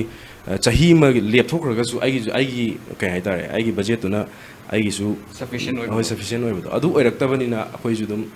film atopal lorapa kanda adugi character to kairi hai tar angonda looks character men when I hajoning but is just film gi character hajidi ai gi looks sidai da ꯑꯩꯒꯤ character ꯐꯅ ꯐꯖꯔꯒꯁꯨ ꯂꯨꯛꯁꯤꯅ ꯀꯥꯏꯈ꯭ꯔꯒꯗꯤ ꯑꯩꯒꯤ character ꯐꯖꯕ ꯁꯨꯡ ꯉꯝꯃꯣꯏꯕ ꯑꯗꯣ ꯑꯩ ꯐꯅ ꯄꯨꯔ ꯂꯥꯛꯑꯒꯁꯨ ꯑꯩꯅ ꯑꯗꯨꯝ ꯊꯝꯕꯥꯜꯗ ꯅꯨꯡꯉꯥꯏꯖꯗꯕ ꯑꯗꯨꯝ ꯂꯩꯖꯈꯤꯑꯕ ꯍꯥꯏꯗꯤ ꯑꯩꯉꯣꯟꯗ ꯑꯩꯅꯗꯤ ꯄꯥꯝꯖꯗꯕ ꯑꯗꯨꯕꯨ ꯎꯄꯥꯏ ꯂꯩꯇꯕꯒꯤ ꯑꯗꯨꯝ ꯇꯧꯈꯤꯕ ꯍꯥꯏꯇꯥꯔꯦ ꯑꯗꯨꯃꯥꯏꯅ ꯑꯗꯨꯝ ꯌꯥꯎꯈꯤ ꯑꯗꯨꯗꯨꯅ ꯍꯥꯏꯗꯤ ꯑꯩꯉꯣꯟꯗ ꯄꯦꯟꯖꯍꯧꯗꯦꯕ ꯑꯗꯨꯅ ꯍꯧꯖꯤꯛꯀꯤ ꯑꯣꯏꯅꯗꯤ ꯑꯩ ꯑꯗꯨꯝ ꯏꯁꯥꯅ ꯊꯃꯣꯏꯅ ꯑꯗꯨꯝ ꯈꯟꯖꯩ ꯑꯦꯅꯤ ꯐꯤꯂꯝ ꯄ꯭ꯔꯣꯖꯦꯛ ꯇꯧꯔꯒꯁꯨ ꯖꯁ ꯄ꯭ꯔꯣꯖꯦꯛ ꯋꯥꯏꯁ ꯑꯣꯏꯅ ꯂꯣꯏꯔꯒ ꯅꯠꯇ꯭ꯔꯒꯗꯤ ꯑꯩ ꯑꯃꯒ ꯀ꯭ꯔꯣꯁ ꯇꯧꯁꯟꯅꯔ ꯇꯧꯕ ꯃꯇꯝꯗ ꯍꯥꯏꯗꯤ ꯑꯩꯉꯣꯟꯗ ꯍꯌꯦꯡ ꯏꯁꯥꯅ ꯌꯦꯡꯖꯔꯀꯥꯟꯗ ꯌꯥꯝ ꯄꯦꯟꯖꯗꯦꯕ ꯍꯥꯏꯗꯤ ꯑꯩꯅ ꯄꯦꯟꯖꯗꯕ ꯍꯥꯏꯁꯦ ꯄꯕ꯭ꯂꯤꯛꯅ ꯀꯩꯁꯨ ꯄꯦꯜꯂꯔꯣꯏ ꯑꯗꯨꯗꯨꯒꯤ ꯈꯜꯂꯀꯥꯟꯗ ꯑꯩꯅ ꯍꯧꯖꯤꯛꯀꯤ ꯑꯣꯏꯅꯗꯤ ꯄ꯭ꯔꯣꯖꯦꯛꯁꯦ ꯃꯈꯥ ꯇꯥꯕꯗꯗꯤ ꯁꯤꯒꯨꯝꯕꯁꯦ ꯊꯣꯛꯇꯅꯕ ꯄ꯭ꯔꯣꯖꯦꯛ ꯋꯥꯏꯁ ꯑꯣꯏꯅ ꯑꯃꯃꯝꯇꯪ ꯇꯧꯖꯔꯒ ꯒ꯭ꯌꯥꯟ ꯇꯥꯅ ꯇꯧꯕ Thank you, Suraj. Sigumba habadi revolution amakak poraknaba haitare ko. Sigumba wakhalon amakak su mai thoglak pase. Sigisu reality du sune amasung akogi tawdaba yadaba artist amagi quality du sune akoina comparison tawrei se haitare. Yamna sunu ngai je sumain tawrakanda hongba amakak lakpa taragade. Hozik Manipuri cinema 53 years of celebration of Manipuri cinema se. Hozik 2025 to 53 year ni. Sigi sidasu hena su mai pak orakane habse haizage. Thank you so much, Suraj. Yamna sunu ngai je anoubo wakhalon amakak phongdok piba yota. Last akogi princess tagi ngla ke ko longan bia habdi ena sum yeng matam da longan bi se film sigi hogalakpa the first part of the film se longan bi na ayamba adum doinamak handle to bi haidar because first part of the film da di longan bi se you are the protagonist natra sai su yam sai ko Chai. kai pawi haji Adumai number je haidi ai aduki chai chabai do aduju haidi oja hoi myam na ing na dana bane na cover khong daga yomaga kano admai to edu khoi oja na ne ko soi dana no haidi cover yoma pa da tabi da fujala ba ai di kano yam na oja na di khang da bida haidi chirang yoma pa da ne na haidi kamai fu dai no tak ba aduda chirang yoma pa da ta hau tam na ye du za mai to gi bzo aduga adugi hinjang haijan bai matang ju yam yawe adudesu aidi hinjang haijala ko du da thamoi da ga nungai ta ba aidi emotional acting ne khangna su amai na to we do hinjang haijala ko ja kaidi isa dam nungai te ba aidi sumai na torom gani mi ngon da su sumai na torom gani ko haibagi sumai na phawe na haijani habdi aseng reality da di habdi nupi sing se hozik fawda habdi domestic violence me am khag dumai thengnaraga leiba adugumba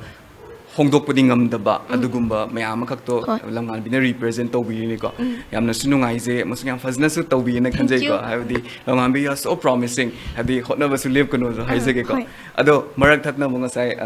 da suraj na su high grade dagi cheping kine su high grade ko ngasai akhoi gi hi ga tongbai matang se langan bi nang se hi tongbai yaw ko and then translation tawraga cheping ki walak toini ko lang adugi hi tongbagi matang do adi kai fawi na tom daga khon budu adi kai fawi habi ado dadi itom dadi honjate aduga khoi oja mayamna toraga yamna senabiye adumai honbudo oja okhoi gi oja setarjitna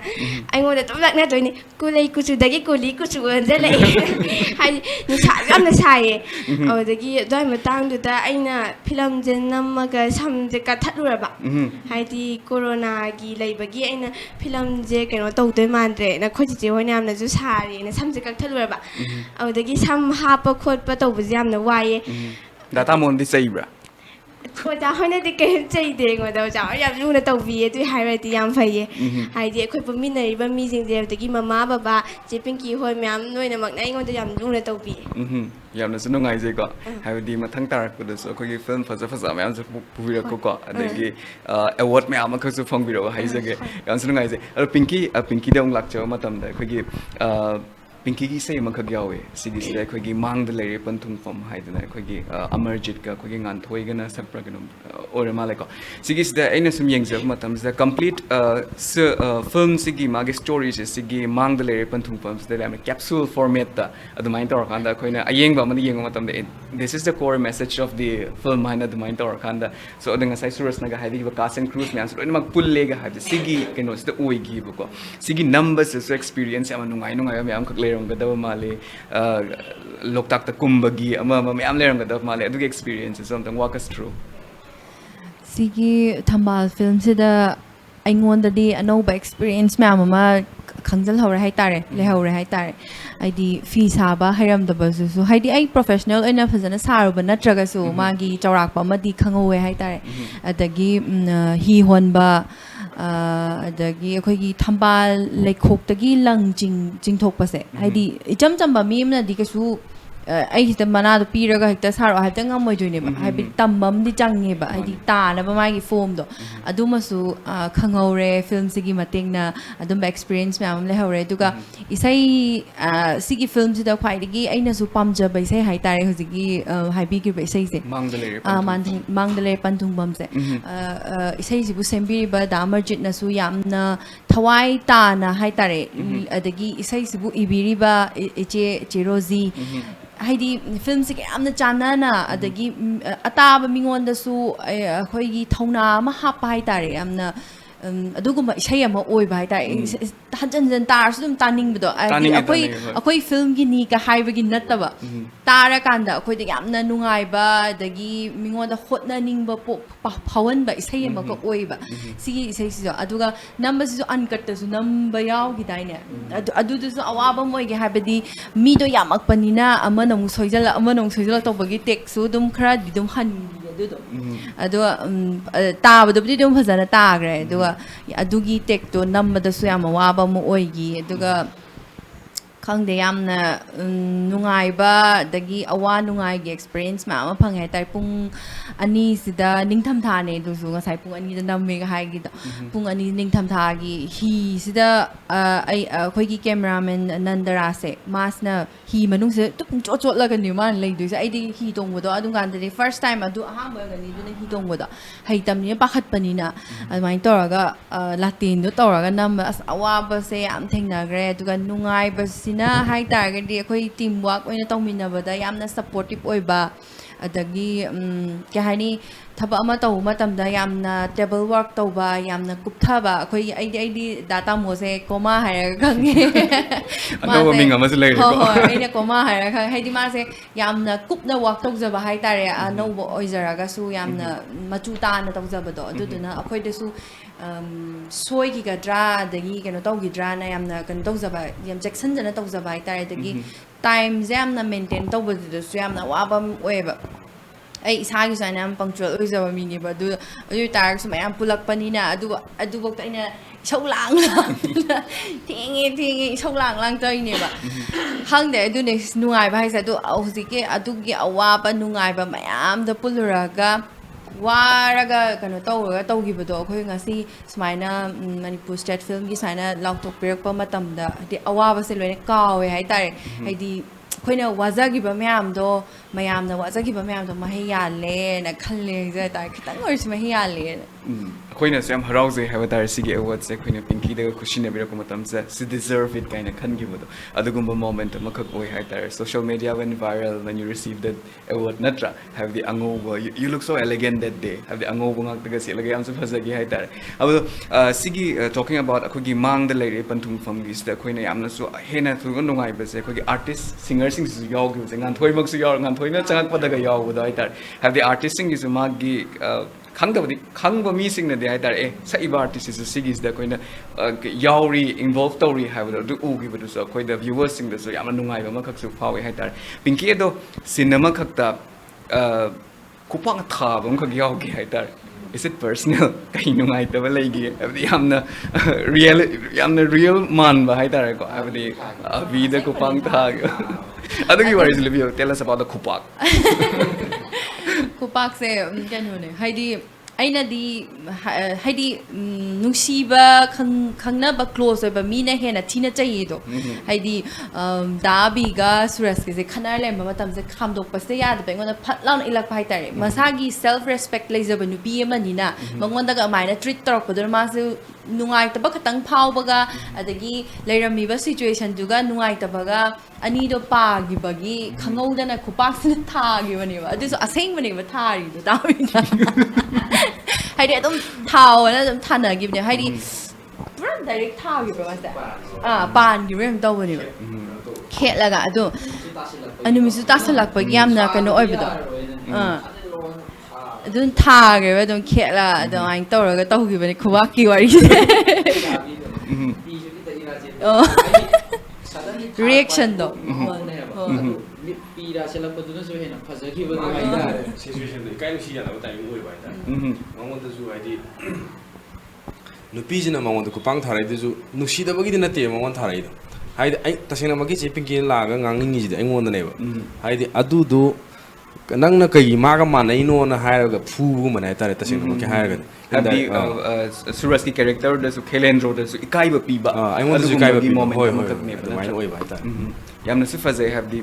ꯐꯤꯜꯝꯁꯤꯗ ꯅꯨꯡꯗ ꯍꯥꯏꯕꯗꯤ ꯁ꯭ꯀ꯭ꯔꯤꯞꯇ ꯌꯥꯎꯗꯕ ꯑꯃꯁꯨꯡ ꯑꯩꯈꯣꯏꯒꯤ body ꯂꯦꯡꯒ꯭ꯋꯦꯖꯇ ꯉꯥꯡꯅꯒꯗꯕ ꯃꯌꯥꯝꯗꯨꯁꯨ ꯑꯩꯈꯣꯏꯅ ꯐꯖꯅ execute ꯇꯧꯋꯦ ꯇꯥꯖꯕꯗꯁꯨ ꯌꯥꯝ ꯅꯨꯡꯉꯥꯏꯖꯩ ꯍꯥꯏꯇꯥꯔꯦ ꯋꯥꯔꯤꯁꯨ ꯌꯥꯝ ꯅꯨꯡꯉꯥꯏꯔꯤ ꯃꯌꯥꯝꯕꯨ ꯃꯔꯛ ꯊꯠꯅ ꯕ꯭ꯔꯦꯛ ꯑꯝꯇꯪ ꯂꯧꯃꯤꯟꯅꯁꯤ ꯕ꯭ꯔꯦꯛꯀꯤ ꯃꯇꯨꯡꯗ ꯑꯩꯈꯣꯏꯒꯤ ꯏꯄꯣꯝ ꯃꯦꯗꯤꯌꯥꯒꯤ ꯑꯩꯈꯣꯏꯒꯤ ꯂꯥꯏꯚ ꯄꯣꯗꯀꯥꯁꯁꯦ ꯑꯃꯨꯛ ꯍꯟꯖꯔꯛꯈꯤꯒꯦ ꯑꯩꯈꯣꯏꯒꯤ ꯏꯄꯣꯝ ꯃꯦꯗꯤꯌꯥꯕꯨ ꯃꯤꯠꯌꯦꯡ ꯇꯥꯗꯨꯅ ꯂꯩꯕꯤꯌꯨ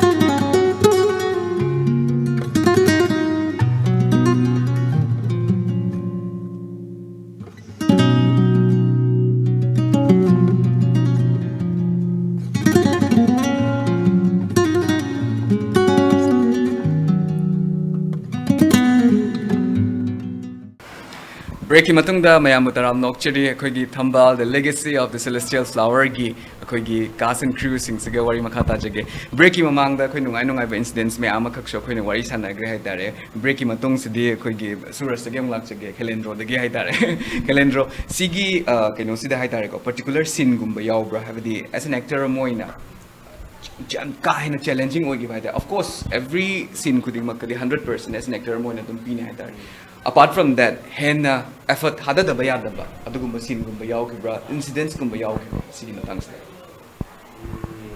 adugi de mokte thoidong adi yaw gidre ai ado thoidong na yaw da ba hai just hi hon bado adu dun di isa da challenging way maram de kai na kan da akoi na hana dagi hongna hi heba pose loktak ta chala kan da akoi na sum koi ba gum chala kan da tuong bagi wari khatane ba ra tuong budo da isa da kamai tuong da ge je phajana sengna khang de ai tar tuong ba haitraga di athau mi do budu luchale ai nei ne ado isana thoropa kan da adudugi hi kamai thau kamai na tuongani kamai na thaugani haibadum di adugi knowledge tum di le haure ai tar yam kan hayo mong na traga ju khaji gaji hon bangam bagi capacity du di adudi hoji bo dum hai kano tong ni ba aduga adu khatang hai tare atai atopa di aingon di yam kana challenging oi ba kano ji yam kan yaw gidre ai di hoi khoi gi cheping ki ga dabi ga di moini di yam khar yam yaw gre ta seng nai kan da nung dang gi kai gi awa ba ji di moini hina nam me seng nai kan da ai gi sin da ju wa de hai ba budin ate aduga hai di adu maina yam ne heta khoi gi hena challenge oi ba adu makti oi gi de aduga khoi cheping ki ga khoi dabi ga di moini di ayu mammi ngai da tau da ba ya da ba da gi nung dang gi tau da ya da yam yaw gi bane ba adu mai hai jagi हाइबसे हम नुंगाई से अयुक की mummy ngai daga tawba haibse aina sum shots myam yengba matam da tamo ko haibdi ayuk ki real loktak ki folk ken laichin ga thaba ga du ya phasna capture tawba haidar sigum me ama khak su ugi yamna su fazaba anoba treatment ama khak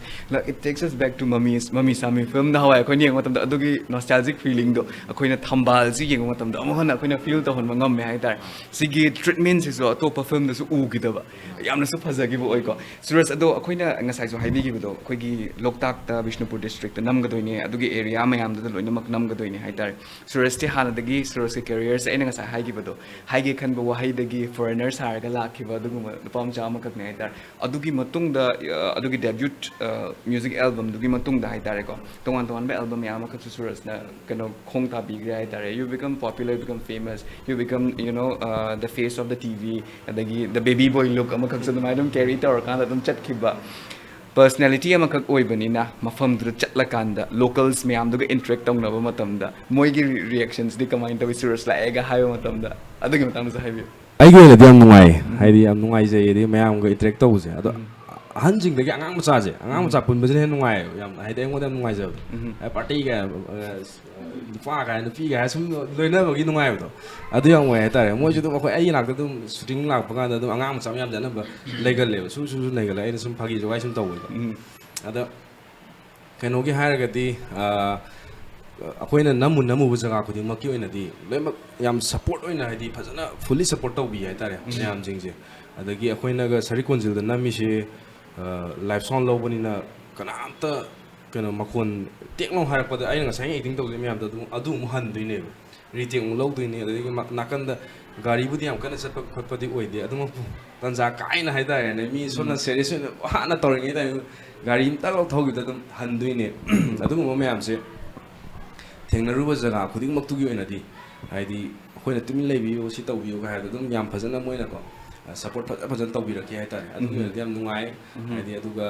ꯂꯝꯗꯝꯗꯨꯒꯤ ꯊꯦꯡꯅꯔꯨꯕ ꯃꯌꯥꯝꯅꯁꯨ ꯅꯨꯡꯁꯤꯅ ꯑꯩꯈꯣꯏꯕꯨ ꯇꯧꯕꯤꯔꯛꯄꯗꯣ ꯑꯗꯨꯗꯨꯒꯤ ꯑꯣꯏꯅꯗꯤ ꯌꯥꯝ ꯃꯐꯝꯗꯨꯒꯤ ꯂꯩꯕꯤꯔꯤꯕ ꯈꯨꯗꯤꯡꯃꯛꯄꯨ ꯍꯥꯏꯅꯤꯡꯉꯥꯏ ꯂꯩꯇꯅ ꯊꯥꯒꯠꯆꯔꯤꯒꯦ ꯌꯥꯝꯁꯨ ꯅꯨꯡꯉꯥꯏꯖꯩ ꯊꯝꯕꯥꯜꯁꯤꯒꯤ ꯁꯛꯁꯦꯁ ꯁ꯭ꯇꯣꯔꯤꯗꯁꯨ ꯂꯣꯀꯜꯁ ꯃꯌꯥꯝꯗꯨꯒꯤ ꯀ꯭ꯔꯦꯗꯤꯠꯁꯨ ꯃꯌꯥꯝ ꯑꯃꯈꯛ ꯌꯥꯎꯋꯦꯅꯁꯨ ꯍꯥꯏꯖꯒꯦ ꯑꯗꯣ ꯄꯤꯡꯀꯤꯗ ꯑꯃꯨꯛ ꯂꯥꯛꯆꯒꯦ ꯄꯤꯡꯀꯤꯒꯤ ꯑꯣꯏꯅ ꯗꯤ ꯁꯦꯝ ꯀ꯭ꯋꯦꯁꯟ ꯄꯤꯡꯀꯤ ꯍꯥꯏꯕꯗꯤ ꯍꯥꯎ ꯗꯤꯠ ꯂꯣꯀꯜꯁꯤꯡꯁꯤꯅ ꯀꯃꯥꯏꯅ ꯇꯧꯔꯀꯥꯟꯗ ꯄꯤꯡꯀꯤ ꯂꯥꯛꯄ ꯃꯇꯝꯗ ꯇ꯭ꯔꯤꯠ ꯇꯧꯈꯤ ꯄꯤꯡꯀꯤꯗꯤ ꯍꯥꯏꯕꯗꯤ ꯑꯩꯈꯣꯏꯒꯤ ꯐꯤꯜꯝ ꯏꯟꯗꯁꯇ꯭ꯔꯤꯁꯤꯗꯁꯨ ꯍꯥꯟꯅꯗꯒꯤ ꯍꯧꯅꯗꯤ ꯑꯗꯨꯝ ꯌꯥꯎꯔꯛꯑꯦ ꯑꯦꯠ ꯗ ꯁꯦꯝ ꯇꯥꯏꯝ ꯄꯤꯡꯀꯤꯒꯤ ꯑꯣꯏꯅ ꯏꯁꯥꯒꯤ ꯖꯣꯟꯔꯥ ꯑꯣꯐ ꯑꯦꯟꯇꯔꯇꯦꯟꯃꯦꯟ ꯂꯩꯖꯩ ꯖꯣꯟꯔꯥ ꯑꯣꯐ ꯑꯥꯔꯠ ꯐꯣꯝ ꯂꯩꯖꯩ ꯍꯥꯏꯕ ꯇꯥꯔꯦ ꯑꯩꯈꯣꯏꯒꯤ ꯃꯅꯤꯄꯨꯔꯤ ꯐꯣꯛ ꯁꯤꯡꯒꯔꯁ ꯃꯌꯥꯝ ꯈꯨꯠ ꯊꯦꯛꯄꯗ ꯄꯤꯡꯀꯤꯁꯨ ꯑꯗꯨꯝ ꯌꯣꯔ ꯋꯥꯟ ꯑꯣꯐ ꯗꯦꯝ ꯃꯣꯏꯅ ꯑꯗꯨꯒꯨꯝꯕ ꯑꯥꯏꯀꯅꯤꯛ ꯐꯤꯒꯔ ꯑꯃꯈꯛ ꯑꯣꯏꯅ ꯃꯣꯏꯒꯤ ꯂꯣꯀꯜꯗ ꯃꯣꯏꯒꯤ ꯂꯩꯀꯥꯏꯗ ꯃꯣꯏꯒꯤ ꯃꯌꯨꯝꯃꯛꯇꯗ ꯑꯗꯨꯃꯥꯏꯅꯒ ꯂꯥꯛꯑꯀꯥꯟꯗ ꯑꯩꯈꯣꯏꯅ ꯐꯤꯜꯝ ꯁꯨꯇꯤꯡꯒ ꯇꯧꯕꯁꯦ ꯃꯈꯣꯏꯒꯤ ꯔꯤꯌꯦꯛꯁꯟꯁꯗꯤ ꯀꯃꯥꯏꯅ ꯇꯧꯋꯤ ꯑꯗꯨꯒꯤ ꯃꯇꯥꯡꯗꯁꯨ ꯑꯦꯛꯁꯄꯤꯔꯤꯌꯦꯟꯁ ꯍꯥꯏꯕꯤꯌꯨ ꯄꯤꯡꯀꯤ ꯑꯍꯥꯟꯕꯗ ꯍꯥꯏꯖꯒꯦꯕꯀꯣ ꯑꯩꯈꯣꯏꯅ ꯍꯧꯖꯤꯛ ꯅꯝꯃꯤꯕ ꯌꯨꯝꯁꯦ ꯃꯦꯟ ꯑꯣꯏꯅ ꯌꯥꯝ ꯁꯞꯄꯣꯔꯠ ꯇꯧꯕꯤꯌꯦ ꯑꯗꯨꯒ ꯃꯤꯁꯨ ꯑꯝꯇ ꯂꯩꯇꯕ ꯍꯥꯏꯇꯥꯔꯦ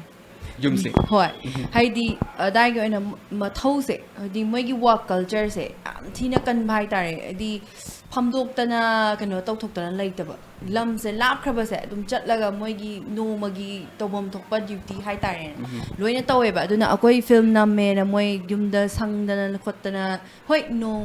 ꯀꯩꯅꯣ ꯇꯧꯕ ꯌꯥꯎꯋꯦꯀꯣ ꯑꯗꯨꯝ ꯆꯥꯛ ꯀꯩꯀꯩ ꯇꯧꯕ ꯈꯣꯠꯄ ꯑꯗꯨꯝ ꯑꯦꯔꯦꯟꯖ ꯇꯧꯕꯤꯕ ꯈꯣꯠꯄꯤꯕ ꯂꯣꯏ ꯌꯥꯎꯔꯝꯃꯦ ꯂꯣꯏꯔ ꯃꯇꯨꯡꯗ ꯃꯣꯏꯒꯤ ꯇꯧꯐꯝ ꯊꯣꯛꯄ ꯑꯗꯨꯝ ꯆꯠꯅꯈꯤꯕ ꯑꯗꯨꯒ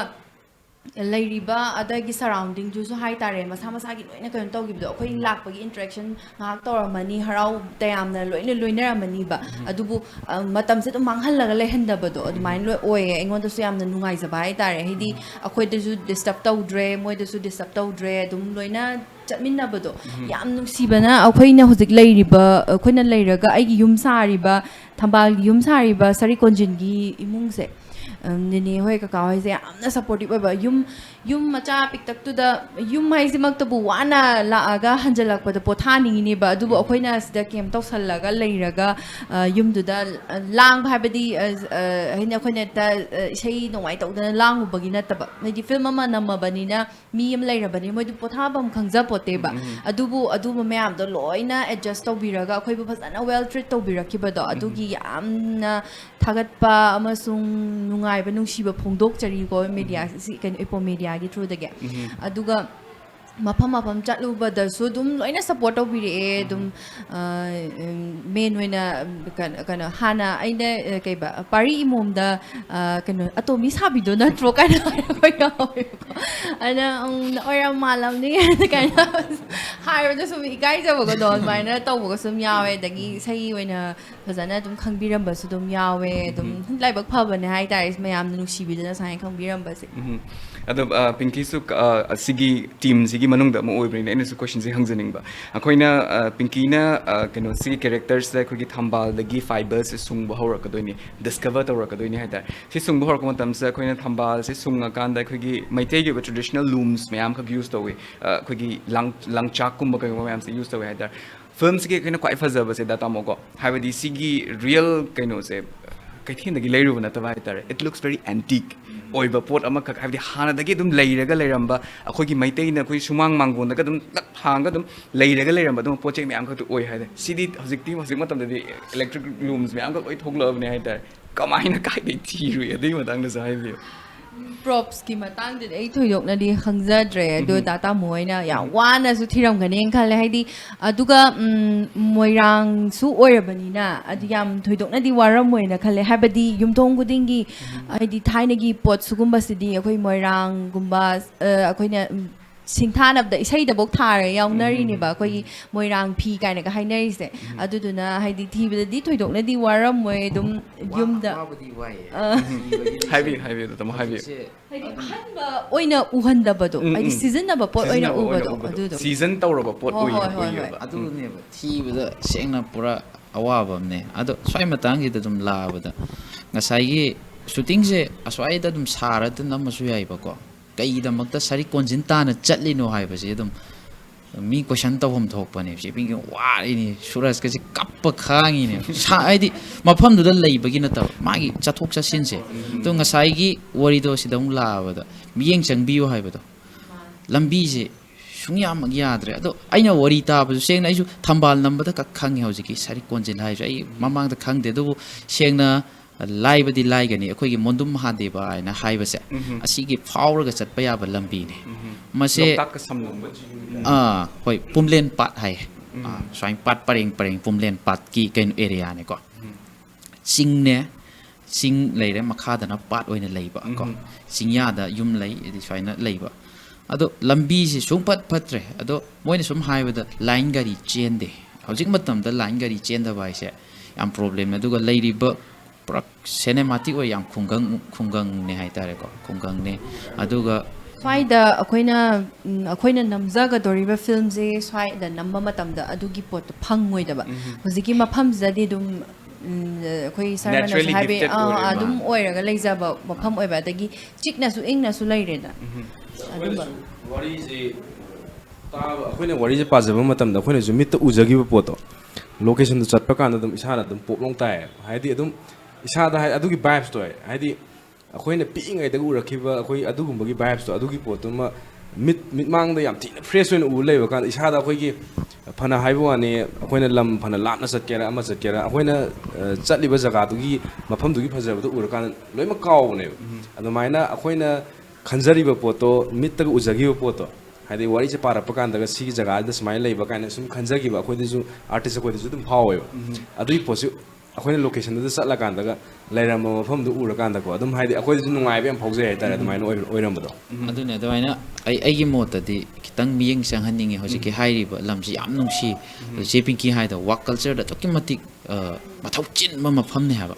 ꯐꯤꯂꯝꯁꯤꯗ ꯉꯥꯏꯍꯥꯛꯇ ꯄꯨꯡꯈꯥꯏ ꯑꯃ ꯄꯨꯡ ꯑꯃ ꯐꯥꯅ ꯇꯤꯜꯂꯝꯕ ꯅꯠꯇꯦ ꯉꯥꯏꯍꯥꯛ ꯇꯤꯜꯂꯝꯃꯦ ꯃꯌꯥꯝ ꯐꯤꯂꯝ ꯇꯧꯗꯣꯔꯦꯅ ꯍꯔꯥꯎ ꯇꯧꯃꯤꯟꯅꯔꯕ ꯍꯧꯗꯣꯔꯦ ꯍꯥꯏꯔ ꯃꯥꯏ ꯊꯕꯛꯁꯦ ꯑꯗꯨꯝ ꯆꯠꯈꯤꯕ ꯀꯩꯒꯤꯅꯣ ꯅꯣꯡꯃꯒꯤ ꯁꯨꯔ ꯆꯥꯖꯔꯤꯅꯦꯕ ꯑꯌꯥꯝꯕ ꯑꯗꯨꯅ ꯁꯦꯡꯅ ꯑꯗꯨꯒꯨꯝꯕ ꯃꯐꯝꯗꯨꯗꯩꯗꯨꯗ ꯃꯣꯕꯤꯂꯥꯏꯖꯦꯁꯟꯁꯤ ꯈꯤꯇꯪ ꯍꯟꯊꯕꯁꯦ ꯑꯁꯦ ꯅꯨꯡꯉꯥꯏꯇꯦ ꯍꯥꯏꯇꯥꯔꯦ ꯁꯨꯝ ꯂꯩꯃꯤꯟꯅꯔꯕꯅꯤꯅ ꯃꯐꯝꯗꯨꯒꯤ ꯑꯋꯥꯕ ꯀꯔꯤ ꯀꯔꯥ ꯑꯗꯨꯝ ꯈꯪꯉ ꯂꯥꯛꯑꯦꯕ ꯑꯗꯨꯅꯦ ꯁꯦꯡꯅ ꯑꯗꯣ ꯑꯩꯈꯣꯏ ꯍꯧꯖꯤꯛꯀꯤ ꯂꯩꯔꯤꯕ ꯏꯃꯨꯡꯁꯦ ꯑꯗꯨꯒ ꯍꯧꯖꯤꯛꯀꯤ ꯑꯩꯈꯣꯏ ꯅꯤꯅꯦ ꯑꯩꯈꯣꯏ ꯀꯀꯥꯁꯦ ꯀꯥꯎꯖꯔꯣꯏ ꯄꯨꯟꯁꯤꯒꯤ ꯀꯥꯎꯕ ꯌꯥꯔꯣꯏꯗꯕ ꯑꯩ ꯁꯤꯗ꯭ꯔꯤ ꯐꯥꯎꯕꯗ ꯀꯥꯎꯕ ꯌꯥꯔꯣꯏꯗꯕ ꯃꯤꯁꯛ ꯑꯅꯤꯈꯛꯅꯦ ꯍꯥꯏꯇꯥꯔꯦ ꯌꯥꯝꯅ ꯁꯞꯄꯣꯔꯇꯤꯞ ꯑꯣꯏꯕ ꯋꯥꯔꯝꯒꯅꯤ ꯋꯥꯕꯕꯨꯗꯤ ꯑꯗꯨꯕꯨ ꯁꯞꯄꯣꯔꯇꯤꯞ ꯑꯣꯏꯕꯗꯨꯅ ꯑꯗꯨꯝ ꯇꯧꯔꯝꯃꯤ ꯑꯗꯨꯝ ꯃꯣꯏ ꯃꯊꯧ ꯁꯨꯈꯤ ꯍꯜꯂꯛꯈꯤ ꯃꯌꯥꯝ ꯆꯥꯛ ꯊꯣꯡꯕ ꯌꯥꯎꯃꯤꯟꯅꯩ ꯌꯥ ꯑꯗꯨꯝ ꯂꯣꯏꯔꯛꯄꯗꯗꯤ ꯑꯗꯨꯝ ꯍꯔꯥꯎ ꯌꯥ ꯋꯥ ꯇꯧꯔꯒꯅꯦ ꯑꯗꯨꯝ ꯂꯣꯏꯁꯤꯟꯃꯤꯟꯅꯩ ꯍꯥꯏꯕ ꯁꯦꯡꯅ ꯍꯥꯏꯔꯕꯗꯀꯣ ꯑꯩꯈꯣꯏꯅ ꯅꯩꯔꯤꯕ ꯈꯨꯅꯩꯗꯣ ꯀꯅꯥꯒꯨꯝꯕ ꯑꯣꯏꯔꯗꯤ ꯆꯠꯄꯤꯔꯣ ꯌꯥꯏ ꯍꯥꯏꯔꯛꯑꯅꯤ ꯁꯦꯡꯅ ꯍꯥꯏꯗꯤ ꯃꯤꯁꯦ ꯁꯨꯇꯤꯡ ꯑꯃ ꯇꯧꯕ ꯍꯥꯏꯁꯦ ꯌꯨꯝ ꯑꯃꯗ ꯁꯨꯇꯤꯡ ꯇꯧꯕ ꯍꯥꯏꯁꯦ ꯑꯩ ꯅꯨꯃꯤꯠ 5ꯅꯤꯐꯥꯎꯗꯤ ꯍꯔꯥꯎꯔꯝꯕ ꯌꯥꯏꯑꯕ ꯑꯩꯈꯣꯏ ꯑꯥꯔꯇꯤꯁ ꯁꯨꯝ ꯉꯍꯥꯟꯈꯩ ꯁꯨꯝ ꯊꯦꯡꯅꯗꯕꯒꯤ ꯎꯕꯒꯤ ꯅꯨꯡꯉꯥꯏꯕꯩꯀꯣ ꯑꯗꯨꯒ ꯅꯨꯃꯤꯠ 5ꯅꯤ 10ꯅꯤꯒ ꯁꯨꯖꯜꯂꯛꯑꯒꯗꯤ ꯀꯩꯁꯨ ꯑꯩꯈꯣꯏꯒꯤ ꯈꯨꯅꯩ ꯍꯥꯏꯔꯦ ꯈꯨꯅꯩꯗꯨꯗꯤ ꯄꯨꯔꯥ ꯑꯩꯈꯣꯏꯒꯤ ꯄꯨꯂꯞ ꯃꯤꯁꯦ ꯄꯨꯂꯞ ꯊꯨꯡꯖꯜꯂꯒ ꯄꯨꯂꯞꯅꯦꯕ ꯂꯩꯔꯤꯁꯦ ꯑꯗꯨꯗꯩꯗ ꯅꯩꯔꯤꯕ ꯈꯨꯅꯩꯗꯨꯗꯤ ꯑꯩ ꯍꯥꯏꯁꯦ ꯃꯣꯏꯅ ꯅꯦꯅꯦ ꯍꯣꯏ ꯀꯀꯥ ꯍꯣꯏꯗꯨꯅ ꯌꯥꯝ ꯐꯕꯒꯤ ꯑꯗꯣ ꯐꯤꯂꯝꯁꯨ ꯅꯨꯡꯁꯤꯕꯤꯕ ꯑꯣꯏꯕꯒꯤ ꯁꯞꯄꯣꯔꯠ ꯇꯧꯕꯤꯔꯛꯄꯅꯤ ꯅꯠꯇ꯭ꯔꯒꯗꯤ ꯈꯤꯇꯪ ꯅꯣꯏꯁꯦ ꯀꯌꯥꯝ ꯋꯥꯠꯂꯤ ꯂꯣꯏꯒꯗꯕ ꯍꯪꯕꯒꯤ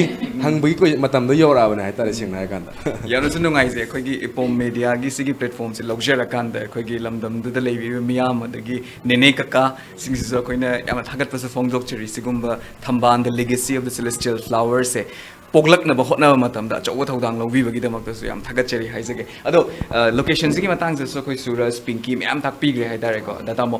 ꯀꯃꯥꯏꯅꯗꯤ ꯁꯤꯒꯤ ꯁ꯭ꯀ꯭ꯔꯤꯞꯇꯨꯗꯗꯤ ꯑꯩꯈꯣꯏꯅ ꯁ꯭ꯀ꯭ꯔꯤꯟ ꯄ꯭ꯂꯦꯗꯨꯗ ꯌꯥꯎꯔꯦ ꯁ꯭ꯀ꯭ꯔꯤꯞꯁꯤꯗ ꯌꯥꯎꯔꯦ ꯁꯤꯅꯤꯛ ꯕ꯭ꯌꯨꯇꯤ ꯑꯗꯨꯗꯨ ꯗꯤꯁꯀ꯭ꯔꯥꯏꯕ ꯇꯧꯔꯦ ꯂꯤꯇꯔꯦꯔꯤꯂꯤ ꯗꯤꯁꯀ꯭ꯔꯥꯏꯕ ꯇꯧꯕꯁꯤꯗꯤ ꯌꯥꯝꯅ ꯂꯥꯏ ꯍꯥꯏꯕ ꯇꯥꯔꯦ ꯅꯦꯆꯔꯦꯂꯤ ꯊꯤꯔꯛꯄꯁꯤꯗꯤ ꯌꯥꯝꯅ ꯂꯨꯏ ꯍꯥꯏꯇꯥꯔꯦ ꯀꯃꯥꯏꯅ ꯇꯧꯔꯀꯥꯟꯗ ꯁꯤꯒꯨꯝꯕ ꯌꯥꯝꯅ ꯍꯤꯗꯟ ꯖꯦꯝ ꯑꯣꯏꯕ ꯑꯗꯨꯒꯨꯝꯕ ꯃꯐꯝꯁꯦ ꯀꯃꯥꯏꯅ ꯇꯧꯔꯀꯥꯟꯗ ꯊꯦꯡꯅꯕꯤꯈꯤ ꯑꯗꯨꯒꯤ ꯋꯥꯔꯤꯁꯦ ꯍꯥꯏꯕꯤꯌꯨ ꯑꯗꯨꯝ ꯁꯝꯂꯞꯅ ꯍꯥꯏꯔꯒꯦ ꯁꯤ ꯄ꯭ꯔꯣꯖꯦꯛꯁꯦ 2019 ꯂꯣꯏꯔꯛꯄ ꯑꯗꯨꯋꯥꯏꯗꯒꯤ ꯍꯧꯔꯕꯅꯦ ꯇꯦꯕꯜ ꯀꯣꯚꯤꯗꯀ ꯋꯥꯛꯁꯦ ꯄꯣꯛꯃꯤꯟꯅꯕꯅꯤꯅꯦ ꯌꯦꯠꯄ ꯌꯥꯕ ꯌꯦꯠꯂꯒꯅ ꯍꯧꯖꯤꯛ ꯔꯤꯂꯤꯁ ꯇꯧꯕ ꯌꯦꯠꯄ ꯑꯅꯤꯔꯛ ꯌꯦꯠꯂꯒ ꯑꯍꯨꯝꯂꯛ ꯁꯨꯕ ꯔꯤꯂꯤꯁ ꯇꯧꯋꯤꯅꯦ ꯈ꯭ꯋꯥꯏ ꯌꯦꯠꯄ ꯐꯤꯂꯝ ꯑꯃ ꯇꯥꯔꯕꯅꯦꯕꯀꯣ ꯑꯗꯣ 2019 ꯁ꯭ꯋꯥꯏꯗꯒꯤ ꯍꯧꯔꯛꯑꯕꯅꯦꯕ ꯊꯤꯕ ꯈꯣꯠꯄ ꯃꯥꯏ ꯇꯦꯕꯜ ꯋꯥꯛꯁꯤ ꯍꯧꯔꯛꯄ ꯑꯦꯚ꯭ꯔꯤꯊꯤꯡ ꯂꯣꯏ ꯂꯣꯏ ꯊꯤꯌꯦ ꯀꯨꯝꯕꯤ ꯋꯥꯡꯉꯨ ꯐꯪꯗꯕꯗꯤ ꯅꯠꯇꯦ ꯕꯠ ꯈꯤꯇꯪ ꯌꯨꯝꯗꯣꯝ ꯄꯣꯞ ꯑꯣꯏꯕ ꯊꯤꯕ ꯍꯥꯏꯇꯥꯔꯦ ꯄ꯭ꯂꯁ ꯃꯥꯏ ꯍꯤꯂꯤ ꯑꯦꯔꯤꯌꯥ ꯑꯃꯁꯨ ꯇꯥꯔꯒꯦꯠ ꯇꯧꯕ ꯂꯣꯛꯇꯥꯛ ꯃꯄꯥꯟꯗ ꯍꯦꯛꯇ ꯂꯣꯛꯇꯥꯛꯀꯤ ꯐꯨꯝꯁꯪꯗ ꯂꯩꯕ ꯌꯨꯝꯗꯨꯁꯨ ꯅꯠꯇꯦꯕ ꯑꯩꯈꯣꯏꯅ ꯎꯖꯔꯤꯁꯦ ꯂꯣꯛꯇꯥꯛ ꯃꯄꯥꯟꯗ ꯇꯥꯕ ꯌꯨꯝ ꯑꯃꯒꯤ ꯃꯃꯤ ꯑꯃ ꯁꯦꯝꯅꯕ ꯍꯣꯠꯅꯕꯅꯦ ꯕꯠ ꯂꯣꯛꯇꯥꯛ ꯃꯄꯥꯟꯗꯗꯤ ꯁꯦꯡꯅ ꯊꯤꯕ ꯐꯪꯈꯤꯗ꯭ꯔꯦ ꯑꯗꯨꯒꯤ ꯄꯣꯠꯁꯦ ꯁꯦꯡꯅ ꯃꯣꯏꯔꯥꯡꯁꯦ इवन ममी शामी से मोइरांग दा अयाम नंबने मोइरांग एरिया थांग एरिया बट अदुगी मतमगी सिनिक ब्यूटी दो मित्तदी दम ओबा हाइदी स्क्रिप्ट तुना डिमांड तौरक्पा बट हौजिक मोइरांग ददी फंगद्रे इवन उरोक थोंग फंगद्रे हाइतारे उरोक थोंग मा यावगने फिल्म दो उबदा खंगनी मदु थीब से लास्ट खोद्राक आ मतोन दको अमखक याम फजबा हाइतारे थीरीने आइदी माना डिमांड तौसिलाबनिना साबसु नत्तेबा होय साबनि याइनी बदन साबदि नत्तेबा माने मल्लबा उरोक थोंग थीबवाने अदु सेंगना आइदी स्वाइना लापबा मीनदी हेक खंगदे कया कैदौ बिद्र मफमजे सेंगना नुंसीजेबा हौजिक अइ पोथाबम हायगदि अदोमनेता सखिनीबा द मी हाइनै इमानबना अदगी इवन इमुंगनबो हाय नंगदि मखारोम न गाविना न गोसिगी वाइजे हाय आइदी मागी ब्यूटी दो इंगबा इवन स्वाई सुम येंगसेबा गाड़ी मखोन से तुम ताबने नाकोंग जे सुंग नुआइतमने अदुम नंग लैबने तुम होगलपर त ताम खोन अलार्म थोंग होगतपदो अदु लाकपियो कोइ मखारोम लाकपियो बको कयाम इंगियो क्रिएटिव क्याम लाकियो अदुम सेंगना आर्टिस्ट हाइसिदी मेंटली पीस एबा मचांगनिना अदु मतमदा कोक थोरक्तोइनी फजबा इसै लिरिक्स थोरक्तोइनी फजबा सु थोरक्तोइनी अदु खंगदे ꯑꯩꯁꯨ ꯄꯥꯝꯗꯤ ꯄꯥꯝꯃꯦ ꯑꯗꯨꯕꯨ ꯑꯗꯨꯃꯥꯏꯅ ꯂꯩꯔꯦ ꯑꯗꯨꯃꯥꯏꯅ ꯂꯣꯀꯦꯁꯟꯁꯦ ꯌꯥꯝ ꯋꯥꯅ ꯑꯗꯨꯝ ꯍꯟ ꯇꯧꯋꯦ ꯐꯖꯅ ꯔꯦꯀꯤ ꯐꯖꯅ ꯆꯠꯂꯦ ꯑꯗꯨꯀꯥꯟꯗ ꯇꯞꯅ ꯐꯪꯉꯛꯄꯅꯦ ꯁꯤꯃꯗꯤ ꯑꯩꯈꯣꯏ ꯍꯣꯜ ꯁꯛꯁꯦꯁꯁꯦ ꯑꯩꯈꯣꯏ ꯇꯤꯝꯁꯤꯗ ꯑꯗꯨꯝ ꯀꯣꯕꯤ ꯊꯥꯡꯒꯠꯀꯦ ꯍꯥꯏꯇꯥꯔꯦ ꯒꯥꯔꯤ ꯊꯥꯎꯗ ꯂꯣꯏꯔꯦ ꯖꯥꯀꯤꯡꯁꯨ ꯐꯖꯩ ꯒꯥꯔꯤꯒ ꯂꯣꯏ ꯄꯨꯡ ꯂꯣꯏ ꯐꯤꯂꯝ ꯂꯧꯕꯗ ꯒꯥꯔꯤ ꯑꯅꯤ ꯂꯣꯏꯔꯦ ꯌꯨꯠꯁꯨ ꯉꯥꯛꯇ ꯑꯣꯏꯕ ꯌꯥꯝꯅ ꯑꯦꯅꯔꯖꯦꯇꯤꯛ ꯑꯣꯏꯕ ꯇꯤꯝ ꯑꯣꯏꯌꯦꯕ ꯑꯗꯨꯅ ꯊꯕꯛ ꯑꯃ ꯇꯧꯕ ꯃꯇꯝꯗ ꯁꯤꯃ ꯇꯧꯔꯁꯤꯅ ꯍꯥꯏꯕ ꯃꯇꯝꯗ ꯊꯤꯟꯊꯗꯅ ꯁꯠ ꯇꯧꯅꯕꯤꯗꯣ plus at the same time गोल्दुसो ꯑꯗꯨꯝ ꯍꯣꯏ विजिबल ꯚꯤꯖꯟꯗꯣ ꯑꯗꯨ ꯑꯣꯏꯔꯝꯒꯗꯕ ꯎꯕꯅꯤꯅ ꯍꯥꯏꯗꯤ ꯃꯁꯥꯒꯤ ꯑꯦꯝ ꯑꯃ ꯐꯣꯀꯁ ꯑꯃ ꯂꯩꯔꯒ ꯇꯧꯔꯛꯄꯅꯤꯅ ꯌꯥꯝꯅ ꯀꯩ ꯍꯥꯏꯅꯤ ꯌꯥꯝ ꯄ꯭ꯔꯣꯃꯤꯁꯤꯡ ꯑꯣꯏꯅ ꯇꯧꯕ ꯍꯥꯏꯇꯥꯔꯦ ꯑꯗꯨꯒꯤ ꯄꯣꯠꯅꯤ ꯍꯧꯖꯤꯛ ꯂꯥꯏꯒꯤ ꯁꯣꯏꯗꯅꯕ ꯇꯧꯕ ꯅꯠꯇꯕ ꯍꯥꯏꯕꯗꯤ ꯁꯤꯒꯤꯁꯤꯗ ꯑꯩꯈꯣꯏꯒꯤ ꯃꯐꯝ ꯑꯃꯈꯛ ꯀꯜꯂꯝꯒꯦ ꯍꯥꯏꯕꯒꯤ ꯃꯑꯣꯡꯗ ꯑꯦꯚ꯭ꯔꯤ ꯀꯩꯅꯣ ꯁꯨꯔꯁꯀꯤ ꯑꯣꯏꯅꯁꯨ ꯄꯤꯡꯀꯤꯒꯤ ꯑꯣꯏꯅꯁꯨ ꯑꯦꯟꯇꯥꯌꯔ ꯑꯩꯈꯣꯏꯅꯁꯨ ꯇꯣꯀꯤꯡ ꯑꯕꯥꯎꯠ ꯗ ꯃꯐꯝ ꯑꯃ ꯀꯟꯕꯀꯣ ꯂꯝꯉꯥꯟꯕꯤꯒꯤꯗ ꯑꯃꯨꯛ ꯂꯥꯛꯆꯒꯦ ꯂꯝꯉꯥꯟꯕꯤ ꯑꯩꯈꯣꯏꯅ ꯉꯁꯥꯏ ꯍꯥꯏꯈꯤꯕꯗோ ꯍꯥꯏꯕꯗꯤ ꯂꯝꯉꯥꯟꯕꯤꯒꯤ ꯀꯦꯔꯦꯛꯇꯔꯁꯦ ꯑꯩꯈꯣꯏꯒꯤ ꯆꯦ ꯄꯤꯡꯀꯤꯅ ꯑꯉꯥꯡ ꯑꯣꯏꯔꯤꯉꯩꯒꯤ ꯑꯗꯨꯃꯥꯏꯅ ꯁꯥꯕꯤꯀꯣ ꯍꯥꯏꯕꯗꯤ ꯁꯤꯒꯤꯁꯤꯗ ꯑꯩꯈꯣꯏꯅ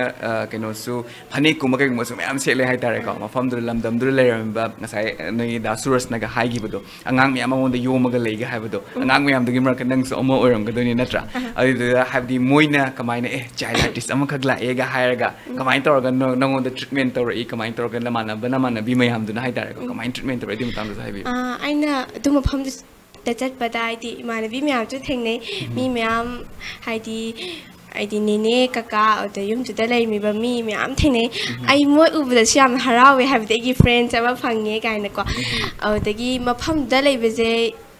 ꯌꯥꯝꯅꯁꯨ ꯅꯨꯡꯉꯥꯏ ꯌꯥꯝꯅꯁꯨ ꯋꯥꯏꯌꯦ ꯑꯗꯨꯃꯥꯏꯅ ꯍꯥꯏꯅꯤꯡꯉꯦ ꯑꯩ ꯌꯥꯝꯅꯁꯨ ꯅꯨꯡꯉꯥꯏꯀꯣ ꯑꯗꯨꯁꯨ ꯌꯥꯝꯅ ꯑꯉꯥꯡ ꯑꯣꯏꯔꯤꯉꯩ ꯃꯇꯝꯗꯨꯗ ꯍꯥꯏꯕꯗꯤ ꯑꯩꯈꯣꯏꯗꯤ ꯅꯣꯡ ꯐꯥꯗꯣꯛ ꯄꯤꯛꯅꯤꯛ ꯆꯠꯄ ꯅꯠꯇꯅ ꯑꯗꯨꯒꯤ ꯃꯐꯝꯗ ꯆꯠꯄ ꯐꯪꯄꯣꯟꯇꯦ ꯅꯠꯇ꯭ꯔꯥ ꯅꯣꯏꯗꯤ ꯍꯧꯖꯤꯛ ꯂꯩꯗꯅ ꯂꯦꯛꯇꯅ ꯆꯥꯗꯅ ꯂꯩꯔꯛꯏꯅꯦ ꯍꯤꯒ ꯃꯌꯥꯝ ꯇꯣꯡꯉꯛꯏ ꯅꯠꯇ꯭ꯔꯥ ꯑꯗꯨꯒꯤꯁꯨ ꯌꯨ ꯑꯥꯔ ꯁꯣ ꯂꯛꯀꯤ ꯂꯝꯉꯥꯟꯕꯤ ꯀꯣ ꯑꯗꯨꯒ ꯂꯝꯉꯥꯟꯕꯤ ꯃꯈꯥ ꯇꯥꯅ ꯑꯩꯅ ꯈꯪꯖꯅꯤꯡꯕꯁꯦ ꯂꯝꯉꯥꯟꯕꯤꯒꯤ ꯑꯣꯏꯅꯁꯨ ꯇꯣꯉꯥꯟ ꯇꯣꯉꯥꯟꯕ ꯄꯥꯔꯠ ꯃꯌꯥꯝ ꯑꯃꯈꯛ ꯌꯥꯎꯏ ꯑꯩꯈꯣꯏꯒꯤ ꯗꯥꯏꯂꯣഗ് ꯗꯤꯂꯤꯚꯔꯤ ꯃꯌꯥꯝ ꯑꯃꯈꯛ ꯌꯥꯎꯏ ꯍꯥꯏꯇꯥꯔꯦ ꯗꯥ ꯇꯥꯃꯣꯅ ꯀꯃꯥꯏꯅ ꯇꯧꯔꯀꯥꯟꯗ ꯁꯦꯝꯕꯤ ꯅꯪꯉꯣꯟꯗ ꯐꯥꯗꯕ ꯌꯥꯗꯦ ꯀꯥꯏꯅ ꯑꯩꯈꯣꯏꯒꯤ ꯗꯥꯏꯂꯣꯒꯀꯗꯣ ꯐꯥꯍꯟꯕ꯭ꯔꯥ ꯀꯃꯥꯏꯅ ꯇꯧꯋꯤ ꯑꯗꯨꯒꯤ ꯋꯥꯔꯤꯁꯨ ꯂꯤꯕꯤꯌꯨ ꯑꯗꯨꯒꯤꯗꯤ ꯑꯗꯨꯃꯥꯏꯅꯗꯤ ꯇꯧꯗꯦ ꯑꯗꯨꯒ ꯑꯣꯖꯥ ꯍꯣꯏꯅ ꯑꯗꯨꯝ ꯍꯥꯟꯅ ꯑꯩꯅ ꯇꯧꯒꯗꯕ ꯊꯕꯛꯁꯦ ꯁ꯭ꯀ꯭ꯔꯤꯞꯇꯣ ꯄꯤꯊꯣꯛꯑꯒ ꯑꯩꯅ ꯁꯨꯃꯥꯏꯅ ꯇꯧꯒꯗꯕꯅꯦ ꯍꯥꯏꯕ ꯆꯥꯎꯔꯥꯛꯄ ꯑꯃ ꯑꯗꯨꯝ ꯑꯣꯖꯥꯅ ꯇꯥꯛꯄꯤꯌꯦ ꯑꯃꯔꯣꯝꯗ ꯍꯥꯏꯔꯒꯗꯤ ꯑꯣꯖꯥꯁꯦ ꯌꯥꯝ ꯐꯩꯌꯦ ꯍꯥꯏꯗꯤ ꯑꯩꯒꯤ ꯑꯦꯛꯇꯤꯡ ꯇꯧꯒꯗꯕꯁꯦ ꯑꯣꯖꯥꯅ ꯍꯦꯛꯇ ꯍꯥꯟꯅ ꯍꯥꯏꯕꯤꯌꯦꯕ ꯑꯗꯨꯏ ꯍꯥꯏꯔꯒꯗꯤ ꯑꯣꯖꯥꯁꯦ ꯌꯥꯝ ꯐꯩꯌꯦꯅ ꯍꯥꯏꯅꯤꯡꯉꯦ What about ꯆꯦ ꯄꯤꯡꯀꯤ ꯍꯣꯏ ꯗꯥ ꯁꯨꯔꯁ ꯍꯣꯏꯗꯤ ꯆꯦ ꯄꯤꯡꯀꯤ ꯍꯣꯏ ꯗꯥ ꯁꯨꯔꯁ ꯍꯣꯏꯗꯤ ꯄꯨꯟꯕ ꯌꯥꯝ ꯅꯨꯡꯉꯥꯏ ꯍꯥꯏꯗꯤ ꯑꯩꯗꯤ ꯆꯦ ꯄꯤꯡꯀꯤ ꯍꯣꯏ ꯗꯥ ꯁꯨꯔꯁ ꯍꯣꯏ ꯍꯥꯟꯅ ꯎꯕꯁꯦ ꯌꯥꯝ ꯍꯔꯥꯎꯖꯩꯑꯕ ꯍꯥꯏꯗꯤ ꯐꯪꯖꯕꯁꯦ ꯍꯔꯥꯎꯖꯩꯅ ꯍꯥꯏꯅꯤꯡꯉꯤ ꯃꯣꯏꯅꯁꯨ ꯌꯥꯝ ꯂꯨꯅ ꯇꯧꯕꯤꯌꯦ ꯌꯥꯝꯅꯁꯨ ꯅꯨꯡꯉꯥꯏꯖꯩꯀꯣ ꯍꯥꯏꯕꯗꯤ ꯆꯦ ꯄꯤꯡꯀꯨ ꯍꯣꯏꯗ ꯁꯣꯏ ꯎꯔꯀꯥꯟꯗ ꯑꯥꯏ ꯊꯤꯡꯛ ꯑꯩꯈꯣꯏꯒꯤ ꯂꯝꯉꯥꯟꯕꯤꯒꯤ ꯐ꯭ꯌꯨꯆꯔꯁꯨ ꯁꯨꯃꯥꯏꯅ ꯇꯧꯒꯗꯣꯏꯅꯦ ꯅꯠꯇ꯭ꯔꯥ ꯆꯦ ꯄꯤꯡꯀꯤꯅ ꯂꯥꯛꯄ ꯃꯇꯝꯗ ꯂꯥꯏꯛ ꯆꯦ ꯄꯤꯡꯀꯤꯒꯤ ꯑꯣꯏꯅ ꯑꯥꯏꯀꯣꯅꯤꯛ ꯑꯣꯏꯕꯁꯦ ꯁꯤ ꯑꯣꯜꯋꯦꯁ ꯋꯦꯌꯔ ꯐꯅꯦꯛ ꯅꯠꯇ꯭ꯔꯥ ꯑꯗꯩ ꯏꯚꯦꯟ ꯑꯃ ꯆꯠꯂꯁꯨ ꯑꯃ ꯇꯧꯔꯁꯨ ꯁꯤꯒꯨꯝꯕ ꯑꯥꯏꯀꯣꯅꯤꯛ ꯀꯦꯔꯦꯛꯇꯔꯁ ꯃꯌꯥꯝꯁꯤꯒ ꯄꯤꯛꯂꯤꯉꯩꯗꯒꯤ ꯇꯣꯠꯅ ꯇꯤꯟꯅꯅꯒ ꯂꯩꯕꯁꯤꯅꯁꯨ ꯑꯩꯈꯣꯏꯒꯤ ꯄꯔꯐꯦꯛ ꯑꯣꯏꯕ ꯑꯥꯔꯇꯤꯁ ꯑꯃꯈꯛ ꯑꯣꯏꯔꯛꯑꯣꯁꯦ ꯑꯩꯈꯣꯏ ꯏꯄꯣꯝ ꯃꯦꯗꯤꯌꯥꯒꯤ ꯃꯥꯏꯀꯩꯗꯒꯤ ꯍꯥꯏꯖꯒꯦꯀꯣ ꯂꯝꯉꯥꯟꯕꯤ ꯊꯦꯡꯛ ꯌꯨ ꯁꯣ ꯃꯆ ꯌꯥꯝ ꯀꯟꯇ꯭ꯔꯤꯕ꯭ꯌꯨꯁꯟ ꯃꯌꯥꯝ ꯑꯃꯈꯛꯁꯨ ꯂꯝꯉꯥꯟꯕꯤꯒꯤ ꯆꯥꯎꯔꯕ ꯀꯟꯇ꯭ꯔꯤꯕ꯭ꯌꯨꯁꯟ ꯃꯌꯥꯝ ꯑꯃꯈꯛꯁꯨ ꯌꯥꯎꯔꯤꯅꯤ ꯌꯥꯝ ꯅꯨꯡꯉꯥꯏꯖꯩ ꯃꯈꯥ ꯇꯥꯅ ꯑꯃꯨꯛ ꯗꯥꯇꯥꯃꯣꯗ ꯂꯥꯛꯆꯒꯦ ꯗꯥꯇꯥꯃꯣ ꯑꯩꯅ ꯃꯃꯥꯡꯗ ꯍꯥꯏꯖꯈꯤꯕꯗꯣ Manipuri ꯁꯤꯅꯦꯃꯥꯁꯦ 53 years of Manipuri cinema we are celebrating 53 years this 2025 ꯁꯤꯗ ꯑꯗꯣ ꯍꯧꯖꯤꯛ ꯐꯥꯎꯕ ꯃꯃꯥꯡꯒꯤ ꯃꯇꯝꯗꯒꯤ ꯑꯩꯈꯣꯏꯒꯤ ꯇ꯭ꯔꯤꯠꯃꯦꯟ ꯑꯣꯐ ꯐꯤꯜꯝꯁꯦ ꯑꯩꯈꯣꯏꯅ ꯀꯩꯗꯧꯒꯦ ꯍꯥꯏꯕ ꯃꯇꯝꯁꯤꯗ ꯑꯩꯈꯣꯏꯒꯤ ꯏꯁꯩꯁꯤꯅ ꯌꯥꯝꯅ ꯀꯩꯅꯣ ꯇꯧꯋꯦ ꯍꯥꯏꯇꯥꯔꯦ ꯍꯥꯏꯕꯗꯤ ꯑꯩꯈꯣꯏꯅ ꯐꯤꯜꯝ ꯑꯃꯈꯛ ꯌꯦꯡꯕ ꯃꯇꯝꯗ ꯑꯦꯁ ꯑ ꯐꯤꯜꯝ ꯁ꯭ꯇꯨꯗꯦꯟꯠ ꯑꯃ ꯑꯣꯏꯅ ꯌꯦꯡꯕ ꯃꯇꯝꯗꯗꯤ ꯑꯩꯈꯣꯏꯅ ꯃꯄꯥꯟꯒꯤ ꯐꯤꯜꯝ ꯁ꯭ꯇꯗꯤ ꯇꯧꯔꯨꯕ ꯃꯇꯝꯗꯗꯤ ꯏꯁꯩ doesn't play a very important role but Manipuri ꯁꯤꯅꯦꯃꯥꯗꯤ ꯖꯁ ꯂꯥꯏꯛ ꯍꯣꯂꯤꯋꯨꯗꯀꯤ ꯁꯣꯔꯤ ꯕꯣꯂꯤꯋꯨꯗꯀꯤ ꯐꯤꯜꯝ ꯑꯗꯨꯃꯥꯏꯅ ꯍꯥꯏꯇꯥꯔꯦ ꯏꯁꯩꯁꯤꯅ ꯃꯥꯒꯤ ꯑꯣꯏꯕ ꯑꯣꯟ ꯚꯥꯏꯕ ꯑꯃꯈꯛ ꯑꯗꯨꯝ ꯀ꯭रिꯌꯦꯠ ꯇꯧꯕꯩ ꯇꯥꯏꯞꯇ ꯇꯧꯋꯦ ꯗꯤꯔꯦꯛꯇꯔꯁꯀꯤ ꯄꯔꯁꯄꯦꯛꯇꯤꯞꯇ ꯀꯃꯥꯏꯅ ꯇꯧꯋꯦ ꯃꯇꯨꯡ ꯇꯥꯔꯛꯄꯗꯁꯨ ꯑꯗꯨꯝ ꯑꯥꯔ ꯌꯨ ꯒꯣꯏꯡ ꯇꯨ ꯏꯟꯀꯣꯔꯄꯣꯔꯦꯠ ꯁꯣꯡ ꯑꯗꯣ ꯏꯝꯄꯣꯔꯇꯦꯟꯁ ꯑꯣꯐ ꯁꯣꯡ ꯏꯟ ꯃꯅꯤꯄꯨꯔꯤ ꯁꯤꯅꯦꯃꯥꯁꯦ ꯀꯩꯅꯦꯅ ꯈꯟꯕꯤ ꯍꯥꯏꯕꯤꯌꯨ ꯌꯥꯝ ꯃꯔꯨ ꯑꯣꯏ ꯏꯁꯩꯁꯦ ꯏꯁꯩꯁꯦ ꯌꯥꯝ ꯃꯔꯨ ꯑꯣꯏ ꯑꯩꯈꯣꯏꯒꯤ ꯐꯤꯂꯝ ꯏꯠꯁꯦꯜ ꯃꯥꯒꯤ ꯇꯦꯝꯄꯣ ꯑꯃꯗ ꯆꯠꯄꯅꯦ ꯏꯁꯩꯁꯦ ꯇꯦꯝꯄꯣꯅꯤꯀோ ꯖꯁ ꯂꯥꯏꯛ ꯗꯦꯠ ꯐꯤꯂꯝ ꯁ꯭ꯀ꯭ꯔꯤꯞꯁꯦ ꯉꯥꯡꯅꯔꯤꯕ ꯇꯣꯟ ꯏꯚꯟ ꯑꯩꯈꯣꯏ ꯍꯧꯖꯤꯛ ꯁꯥꯟꯅꯔꯤꯕꯁꯦ ꯁꯤꯁꯨ ꯇꯦꯝꯄꯣ ꯑꯃꯗ ꯆꯠꯄꯅꯦ ꯁꯤꯅ ꯌꯥꯝ ꯃꯔꯨ ꯑꯣꯏꯔꯤꯁꯦ ꯑꯗꯣ ꯐꯤꯂꯝꯁꯤꯗ ꯏꯁꯩ ꯑꯗꯨꯛꯀꯤ ꯃꯇꯤꯛ ꯃꯔꯨ ꯑꯣꯏꯕ ꯍꯥꯏꯇꯥꯔꯦ ꯑꯗꯣ ꯏꯁꯩꯁꯨ ꯑꯗꯨꯝ ꯍꯌꯦꯡ ꯃꯌꯥꯝ ꯇꯥꯔꯒꯗꯤ ꯈꯪꯒꯅꯤ ꯌꯥꯝ ꯁ꯭ꯄꯤꯌꯔꯤꯡ ꯑꯣꯏꯕ ꯌꯥꯝ ꯃꯣꯇꯤꯚꯦꯁꯅꯦꯜ ꯑꯣꯏꯕ ꯏꯁꯩ ꯉꯥꯛꯇꯅꯦ ꯍꯥꯏꯕ ꯅꯨꯡꯁꯤ ꯅꯨꯡꯉꯣꯜ ꯑꯝꯇ ꯌꯥꯎꯗꯦ ꯁꯦꯡꯅ ꯏꯚꯟ ꯍꯧꯖꯤꯛꯀꯤ ꯃꯇꯝꯁꯤꯗ ꯁꯨꯝ ꯈꯟꯅꯖꯦꯕꯀꯣ ꯃꯄꯥꯟꯂꯣꯝ ꯆꯠꯇꯅ ꯑꯃ ꯆꯠꯇꯅ ꯃꯌꯥꯝ ꯑꯃ ꯅꯝꯅꯔꯤ ꯑꯩꯒꯤ ꯐꯤꯜꯝꯗꯣ ꯄꯣꯄꯨꯂꯔ ꯑꯣꯏꯅꯕ ꯍꯦꯟꯅ ꯚꯥꯏꯔꯦꯜ ꯆꯠꯅꯕ ꯐꯖꯕ ꯕ꯭ꯌꯨꯇꯤꯗ ꯍꯥꯏꯇꯥꯔꯦ ꯕꯠ ꯑꯩꯒꯤ ꯀꯟꯁꯦꯞꯁꯤꯅ ꯑꯃꯨꯛ ꯀꯃꯥꯏꯅ ꯃꯅꯤꯄꯨꯔꯒꯤ ꯑꯁꯦꯡꯕ ꯇ꯭ꯔꯨ ꯕ꯭ꯌꯨꯇꯤ ꯑꯦꯁꯊꯦꯇꯤꯛ ꯃꯅꯤꯄꯨꯔꯒꯤ ꯑꯦꯁꯊꯦꯇꯤꯛꯁꯤ ꯀꯃꯥꯏꯅ ꯄꯨꯊꯣꯛꯁꯤꯒꯦ ꯍꯥꯏꯕꯁꯤꯅꯦꯕ ꯑꯩ ꯀꯣꯛꯁꯦ ꯁꯨꯔ ꯅꯩ ꯂꯩꯁꯦ ꯑꯃꯔꯣꯝꯗꯗꯤ ꯌꯥꯝ ꯂꯥꯏꯕꯛ ꯐꯕꯅꯦ ꯑꯩꯅ ꯉꯁꯤ ꯁꯨꯃꯥꯏꯅ ꯏꯁꯩ ꯍꯟꯗꯛꯀꯤ ꯀꯩꯅꯣꯁꯤ ꯌꯥꯎꯔꯤ ꯏꯁꯩ ꯃꯔꯤꯅꯦ ꯃꯥꯡꯗ ꯂꯩꯔꯦ ꯄꯟꯊꯨꯡꯐꯝ ꯀꯣ ꯃꯌꯥꯝ ꯇꯧꯕꯗꯣ ꯑꯗꯨꯒꯤ ꯃꯇꯨꯡ ꯑꯗꯒꯤ ꯆꯠꯂꯤꯕ ꯂꯝꯕꯤ ꯍꯥꯏꯕ ꯑꯃꯀꯣ ꯑꯗꯒꯤ ꯑꯇꯦꯟꯕ ꯏꯁꯩ ꯑꯃ ꯌꯥꯎꯕꯅꯦ ꯐꯣꯛ ꯁꯣꯡ ꯑꯃ ꯌꯨꯇ꯭ꯌꯨꯕꯇ ꯀꯩꯗꯗꯤ ꯐꯪꯗ꯭ꯔꯤ ꯑꯩꯈꯣꯏ ꯍꯥꯗ ꯆꯦꯛ ꯂꯥꯏ ꯇ꯭ꯔꯨ ꯐꯣꯛ ꯖꯁ ꯋꯥꯟ ꯕꯤꯠ ꯑꯃꯗ ꯑꯦꯝꯕꯦꯟꯁꯀ ꯂꯣꯏꯅꯔꯀꯥꯟꯗ ꯁꯦꯝꯕ ꯏꯁꯩꯅꯦ ꯑꯗꯨꯒꯤ ꯃꯇꯨꯡꯗ ꯈꯣꯡꯖꯣꯝ ꯄꯔꯕ ꯈꯣꯡꯖꯣꯝ ꯄꯔꯕ ꯑꯃꯁꯨ ꯌꯥꯎꯏ ꯑꯗꯨꯗ ꯌꯥꯝ ꯐꯖꯅ ꯑꯩ ꯂꯝꯉꯥꯟꯕꯤꯅꯅꯦ ꯑꯦꯛ ꯇꯧꯏ ꯄ꯭ꯂꯁ ꯁ꯭ꯋꯥꯏ ꯃꯇꯥꯡꯁꯤꯗ ꯑꯃꯇꯪ ꯄꯟꯖꯍꯧꯒꯦ ꯑꯩ ꯑꯣꯖꯥ ꯁꯦꯇꯔꯖꯤꯠꯁꯦ ꯗꯣꯛꯇꯔ ꯁꯦꯇꯔꯖꯤꯠ ꯊꯤꯌꯥꯝ ꯑꯗꯨꯛꯀꯤ ꯃꯇꯤꯛ ꯍꯩꯁꯤꯡꯕ ꯃꯤ ꯑꯃꯅꯦ ꯑꯩꯅ ꯍꯦꯛ ꯄꯥꯝꯖꯕ ꯑꯩꯅ ꯃꯤꯠꯇ ꯎꯕ ꯈꯨꯗꯤꯡꯃꯛꯁꯦ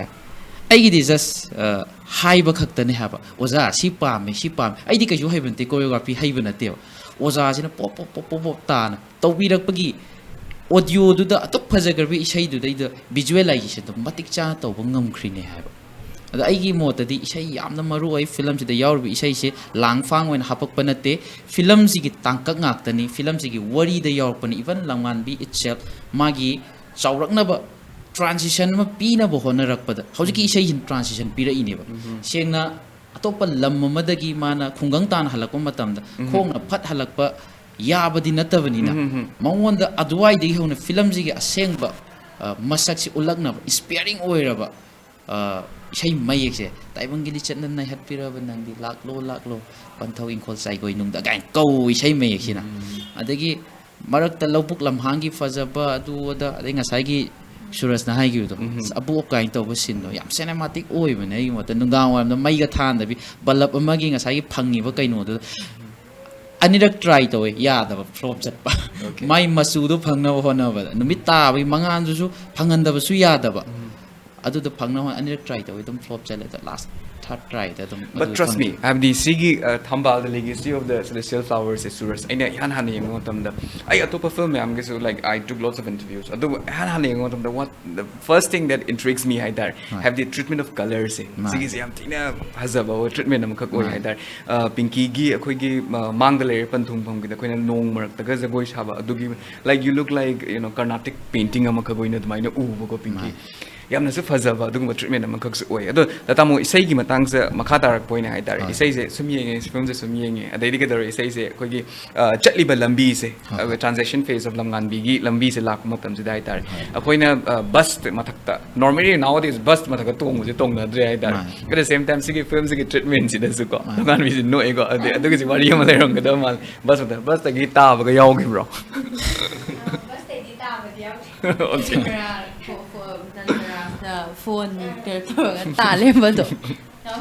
ꯐꯣꯟ ꯇꯥꯂꯦꯝꯕꯗꯣ ꯃꯥꯅꯦ ꯀꯩꯅꯣ ꯇꯧꯕꯁꯦ ꯑꯁꯤ ꯕꯁꯀꯤ ꯍꯣꯏ ꯑꯖꯨꯒꯤ ꯕꯁꯀꯤꯗꯣ ꯑꯗꯨ ꯅꯠꯇ꯭ꯔ ꯀꯣꯏꯁꯟꯁꯦ ꯃꯥꯅꯦ ꯃꯥꯅꯦ ꯍꯥꯏꯕꯗꯤ ꯀꯔꯤ ꯃꯔꯝꯒꯤꯅꯣ ꯑꯗꯨ ꯍꯥꯏꯕꯗꯤ ꯁꯦꯡꯅ ꯇ꯭ꯔꯨꯠ ꯕꯤꯇꯣꯜꯗ ꯇꯥꯃꯣꯀꯣ ꯍꯥꯏꯕꯗꯤ ꯌꯥꯝꯅ ꯔꯤꯌꯦꯂꯤꯇꯤ ꯑꯃꯈꯛꯇ ꯂꯩꯔꯝꯃꯀꯥꯟꯗ ꯑꯗꯨꯒꯤ ꯇꯦꯝꯄꯣ ꯊꯨꯒꯥꯏꯈꯤꯕ ꯑꯃꯈꯛ ꯑꯣꯏꯅ ꯊꯣꯛꯈꯤꯕ ꯑꯣꯏꯅ ꯊꯣꯛꯑꯦ ꯍꯥꯏꯇꯥꯔꯦ ꯍꯥꯏꯕꯗꯤ ꯅꯣꯟ ꯔꯤꯌꯦꯂꯤꯇꯤ ꯌꯥꯝꯅ ꯇ꯭ꯔꯤꯠꯃꯦꯟꯁꯦ ꯌꯥꯝꯅ ꯕꯣꯂꯤꯋꯨꯗ ꯃꯥꯟꯈꯤꯕ ꯍꯥꯏꯕ ꯇꯥꯔꯦꯀꯣ ꯍꯥꯏꯕꯗꯤ ꯁꯛꯏꯕ treatment of the ꯏꯁꯩꯗꯨꯁꯨ ꯁꯨꯐꯤ qawwali style ꯑꯣꯏꯅ ꯑꯗꯨꯃꯥꯏꯅ ꯁꯛꯄ ꯁꯨꯐꯤꯃꯛ ꯑꯣꯏꯔꯕ꯭ꯔꯥ ꯍꯥꯏꯇꯥꯔꯦ ꯅꯥꯀꯟꯗ ꯒꯤꯇꯔ ꯑꯃꯨꯛ ꯈꯣꯡꯖꯤꯜꯂꯛꯄ ꯑꯗꯨꯒꯨꯝꯕ ꯃꯌꯥꯝ ꯑꯃꯈꯛ ꯑꯃꯨꯛ ꯑꯣꯏ ꯍꯥꯏꯇꯥꯔꯦ ꯁꯤꯒꯤ ꯃꯇꯥꯡꯗꯁꯨ I know you have the explanation please tell us ꯌꯥꯝ ꯁꯤꯒꯤ ꯃꯌꯦꯛꯇꯒꯤ ꯍꯧꯅ ꯃꯇꯝ ꯆꯪꯉꯦ ꯁꯦꯡꯅ ꯉꯁꯤ ꯐꯤꯂꯝꯁꯤꯗ ꯍꯥꯞꯄꯤꯕ ꯏꯁꯩ ꯃꯌꯦꯛꯁꯤꯡꯁꯦ ꯔꯥꯏꯇꯔꯅ ꯊꯛ ꯏꯔ ꯂꯩꯔꯦ ꯍꯥꯏꯔ ꯄꯤꯔꯀꯥꯟꯗ ꯍꯥꯞꯄ ꯗꯛ ꯍꯥꯞꯄ ꯅꯠꯇꯦꯕ ꯔꯥꯏꯇꯔꯁꯤꯅ ꯂꯤरिꯁꯤꯛꯁꯤꯅ ꯏꯔꯤꯁꯦ ꯑꯗꯨ ꯌꯥꯏꯒ ꯌꯥꯗꯦ ꯁꯥꯎꯅꯤꯡꯕꯁꯨ ꯑꯗꯨꯝ ꯌꯥꯎꯔꯝꯒꯅꯤꯀꯣ ꯍꯥꯏꯕꯗꯤ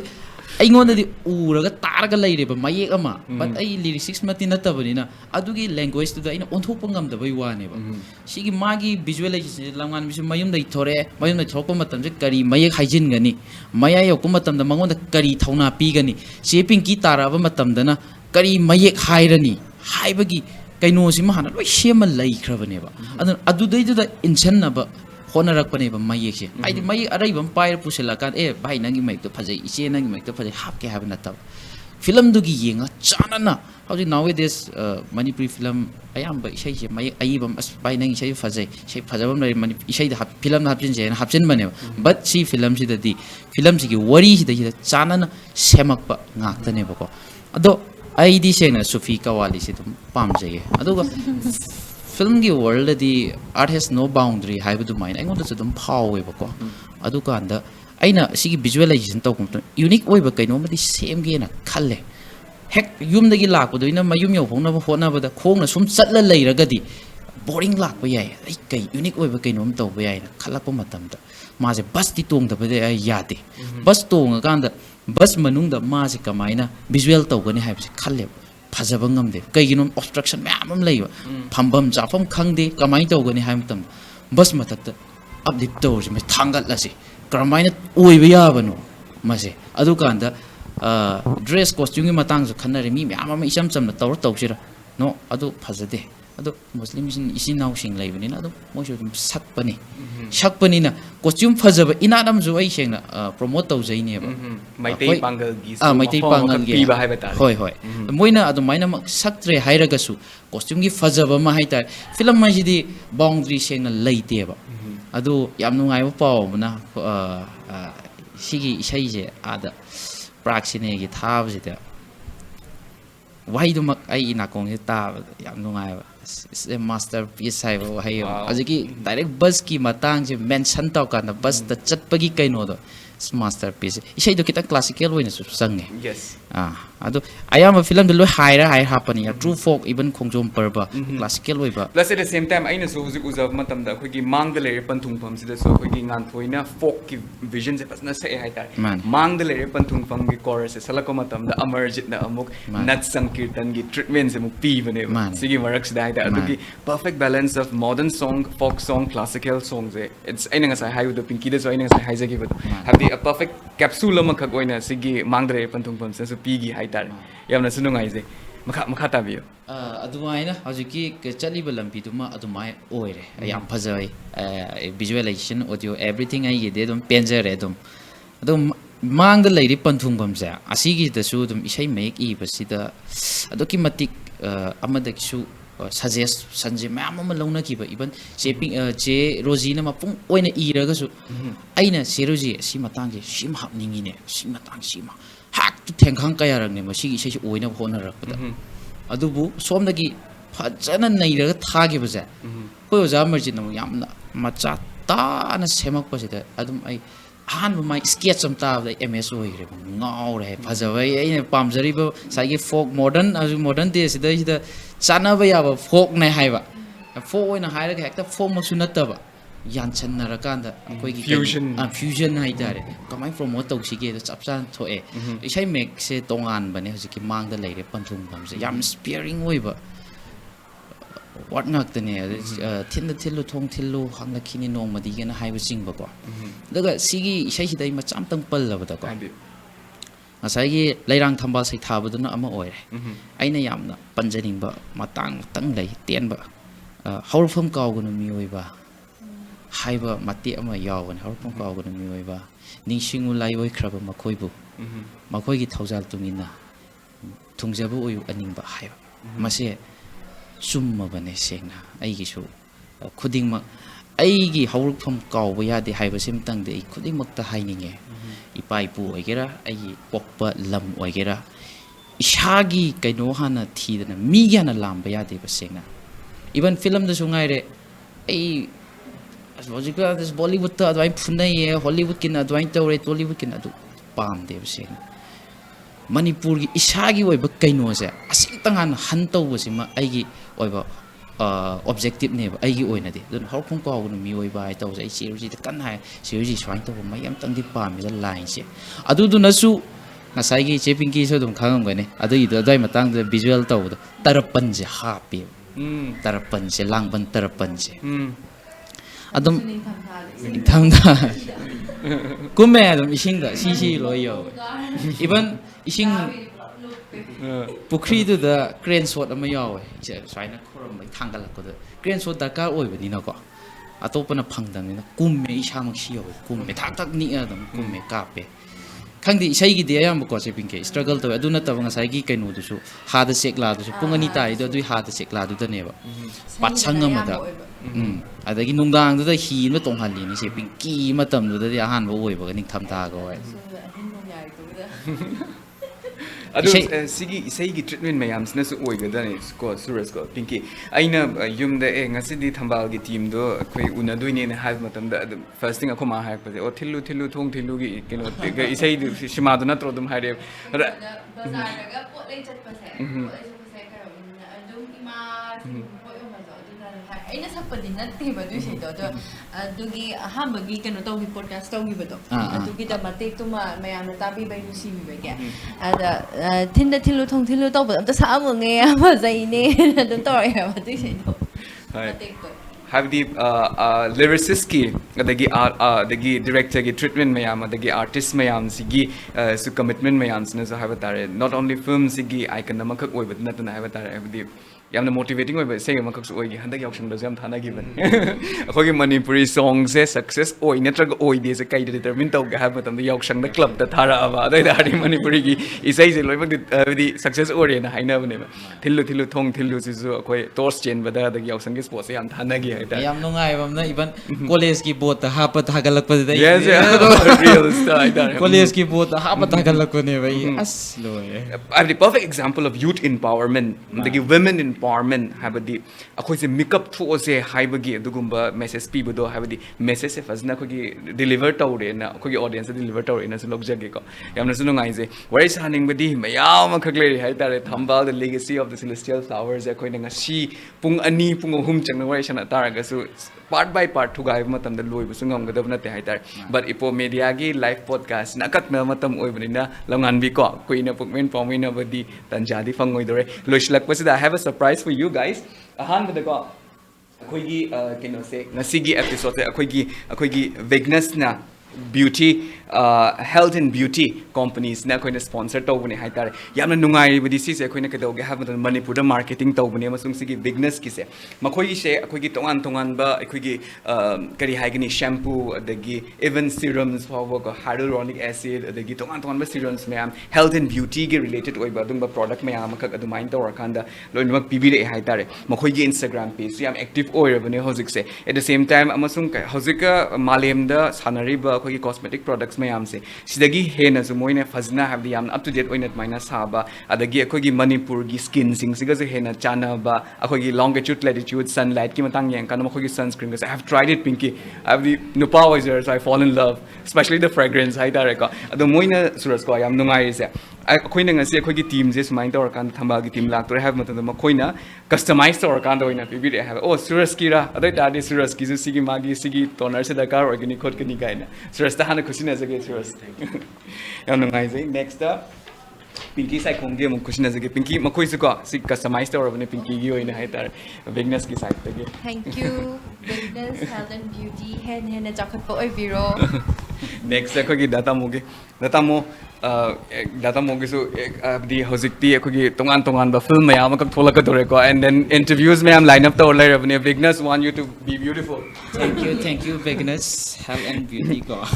अमसुंग लंगान भी होzik teenager ले yorok तो और बनी को अब teenager yorok तो और बनी hozik pimples में हम थोगला नहीं ना कोई ना मोई ना high रे खंगरा hormonal change लाग तो और ना so to avoid the pimples म कोई ना customize तो और कांड Vignes न सेमा अब निको लंगान भी से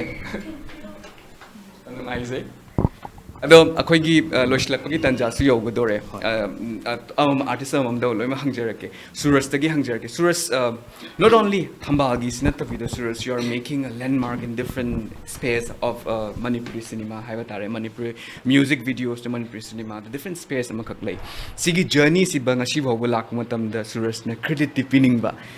I have the my time as I sak maying na have the question I haina de haidar we don't say that adu ngasigi tanja si lower kan the credit mom to pibira mo sigi journey si wo the encounter to winner for me mayam have tare ko adu gi credit am tang pibiu ai credit che ai gi han ba credit ta sing ha ga di pining ba de ya me tare adu makpu ai si makhangna personally si makhangna ha du de ai haja roige ai bu ngasi bo da ai gi hojik lai river stage si yorona bohna ba matam da ai bu nusi bidana ai bu support to birak pa ai gi oja guru ai gi chil now ai gi mai pa punamak ta ai credit che pijage yam sinu ngai ta jam Pinky gi su ta jage Pinky kana da credit se kat pi gani Pinky First ai gi hek pukpi ba imas dai credit to pizaninge aduga nupi oi binina yum palagadi atopa kahani atopa sagai hoi man la hizab tai du nupi oi bi amana yum pala matung da artist hai basa ya artist oi ba nupi amana yum pan hai basa am lui hizab tare huziki matam da aduduna aigi hozi ai yum panjari ba aigi family aigi puroi bagi family sisu yamna supportive oye aidi mokhoi na yadraga di aina tawi ba thabak sing sem ta yaroi dune samna harba da ai Thambal film se luhong ba lor ba matung da tangkhai na mam ni adu so ai baba aigi ikubo ine bok lo yawraga chatlaga namine ba adu bu moina support to biram draga di ai si bok yo ba sunga moi adu duna aigi ima aigi family dagi ai bu hek khut khong pai dana adagi tambirak liba oza guru pumna makpuzu credit se pizaninge hizani thagat cheri data mogi su ta jage 2014 dagi film ki journey se horkuma tam da I think you have encountered lots of gurus mayama khaga dagi personalities mayama khak thengna birong ga dav mali kana ming pan bigani ai samana ahan bada ko ai family se ai koi mama koi ba especially koi mama se support tawe koi sena wari sam tam telam na please arpa ma se artist se Pinky nungai na eta horak ta bane athing kai ngak ta ni sing gai no Manipur art to siam lui ba iban swai da ju isa ma ji Thambal success oiraga su adugi kamai art ko ma thokra matung da post da phang bu do dai ni ban China dum phang da banate lei hai tar art to Manipur art to se lui ba sing na aduna I think kai myam ma le ki but ai imagine to kimatik support to kan hoji even apoi baba ai film ju screenplay dialogue to wini supportive boy ai kaka art director oi ba andaki SIC nok sa sar ma ai kaka ne baba heng mathang yam supportive akoi family whole family pra artist ne ba ko sumai le re aduga ai film sa han bane ai ki team sungko ko ba ngamoy epic thanks to my team especially ai ki hek ko oina tongminariba Nandaras ko ma de ai Prag aingon de hallaga joine dum ming kaure Prag ko oina satminari banina Nandaras dai thoi koi suman ꯅꯥꯎꯊꯣꯏ ꯑꯩꯈꯣꯏ ꯄꯨꯟꯅ ꯍꯥꯏꯇꯥꯔꯦ ꯐꯤꯂꯝꯁꯦ team ꯑꯃ ꯑꯣꯏꯅ ꯇꯧꯃꯤꯟꯅꯈꯤꯕꯅꯤ ꯑꯩꯈꯣꯏ ꯑꯣꯖꯥ ꯒꯨꯔꯨ ꯃꯌꯥꯝ ꯑꯃ theatre ꯇꯧꯔꯛꯄꯒꯤ ꯑꯣꯖꯥ ꯒꯨꯔꯨ ꯍꯣꯏ ꯃꯤꯡ ꯑꯣꯏꯅ ꯑꯃꯃꯝ ꯄꯜꯂꯩꯕꯗꯤ ꯉꯝꯃꯔꯣꯏ ꯌꯥꯝꯕꯅꯤꯅ ꯑꯗꯨꯒ ꯁꯦꯡꯅ ꯐꯤꯂꯝꯁꯤꯗꯩꯁꯤꯗ ꯌꯥꯎꯕꯤꯈꯤꯕ ꯈꯨꯗꯤꯡꯃꯛ cast crew supporting actor every ground ꯂꯦꯚꯦꯜꯗꯒꯤꯅ ꯈꯨꯗꯤꯡꯃꯛ ꯑꯩ ꯁꯥꯏꯠꯇꯒꯤ ꯈꯨꯜ ꯂꯣꯟꯅꯖꯔꯤ ꯌꯥꯝꯅ ꯅꯨꯡꯉꯥꯏꯕ ꯐꯣꯡꯗꯣꯛꯆꯔꯤ ꯄꯨꯟꯁꯤꯒꯤ ꯀꯥꯎꯕ ꯉꯝꯃꯔꯣꯏꯗꯕ ꯂꯃꯟ ꯑꯃ ꯇꯣꯟꯁꯤꯟꯖꯔꯕꯅꯤ ꯄꯨꯝꯅꯃꯛꯀꯤ ꯃꯄꯥꯟꯗ ꯉꯁꯤ ꯁꯨꯃꯥꯏꯅ ꯃꯌꯥꯝꯒꯤ ꯃꯍꯨꯠ ꯁꯤꯟꯖꯔꯒ ꯃꯌꯥꯝꯒꯤ ꯃꯍꯨꯠ ꯁꯤꯜꯂꯒꯅ ꯑꯩꯅ ꯉꯁꯤ ꯃꯌꯥꯝ ꯃꯃꯥꯡꯗ ꯐꯝꯕ ꯉꯝꯖꯔꯤꯁꯦ ꯁꯤꯝꯇꯪ ꯑꯩ ꯍꯥꯏꯖꯒꯦ ꯌꯥꯝꯁꯨ ꯅꯨꯡꯉꯥꯏꯖꯩ ꯂꯝꯉꯥꯟꯕꯤꯒꯤꯁꯨ ꯍꯥꯏꯕꯤꯌꯨ ꯂꯝꯉꯥꯟꯕꯤ ꯀ꯭ꯔꯦꯗꯤꯠ ꯀꯅꯥꯗ ꯑꯍꯥꯟꯕ ꯄꯤꯕꯤꯒꯦ ꯀ꯭ꯔꯦꯗꯤꯠꯁꯦ ꯑꯩꯒꯤ ꯐꯦꯃꯤꯂꯤꯗ ꯄꯤꯅꯤꯡꯉꯦ ꯑꯗꯨꯒ ꯑꯩꯅ ꯍꯦꯛ ꯄꯤꯛꯏꯉꯩꯗꯒꯤ ꯇꯝꯕꯤꯔꯛꯄ ꯑꯩꯒꯤ ꯑꯣꯖꯥ ꯒꯨꯔꯨ ꯃꯌꯥꯝꯕꯨꯁꯨ ꯑꯩꯅ ꯄꯤꯅꯤꯡꯉꯦ ꯑꯗꯨꯒ ꯑꯃꯗꯤ ꯃꯌꯥꯝ ꯄꯨꯝꯅꯃꯛꯁꯨ ꯑꯩꯅ ꯀ꯭ꯔꯦꯗꯤꯠ ꯄꯤꯅꯤꯡꯉꯦ ꯃꯔꯝꯗꯤ ꯑꯩꯕꯨ ꯁꯞꯄꯣꯔꯠ ꯇꯧꯕꯤꯕꯒꯤ ꯑꯩ ꯁꯨꯃꯥꯏꯅ ꯁꯤꯒꯤ ꯀꯩꯅꯣꯁꯤꯗ ꯐꯝꯕ ꯉꯝꯖꯔꯤꯅꯦꯅ ꯍꯥꯏꯖꯅꯤꯡꯉꯦ ꯑꯩ ꯃꯌꯥꯝꯗ Our chair is always open for you, Longanbi. I would love to have a solo conversation with you also. Ado loishilakpasida ko marak thatna aina handaki kinogi sigi film sigi habatare awards mayam khakshi mayam da khoina pathokchaninge khanganjaninge habatare mayam di loina mak khangabani adubu to highlight some of the awards that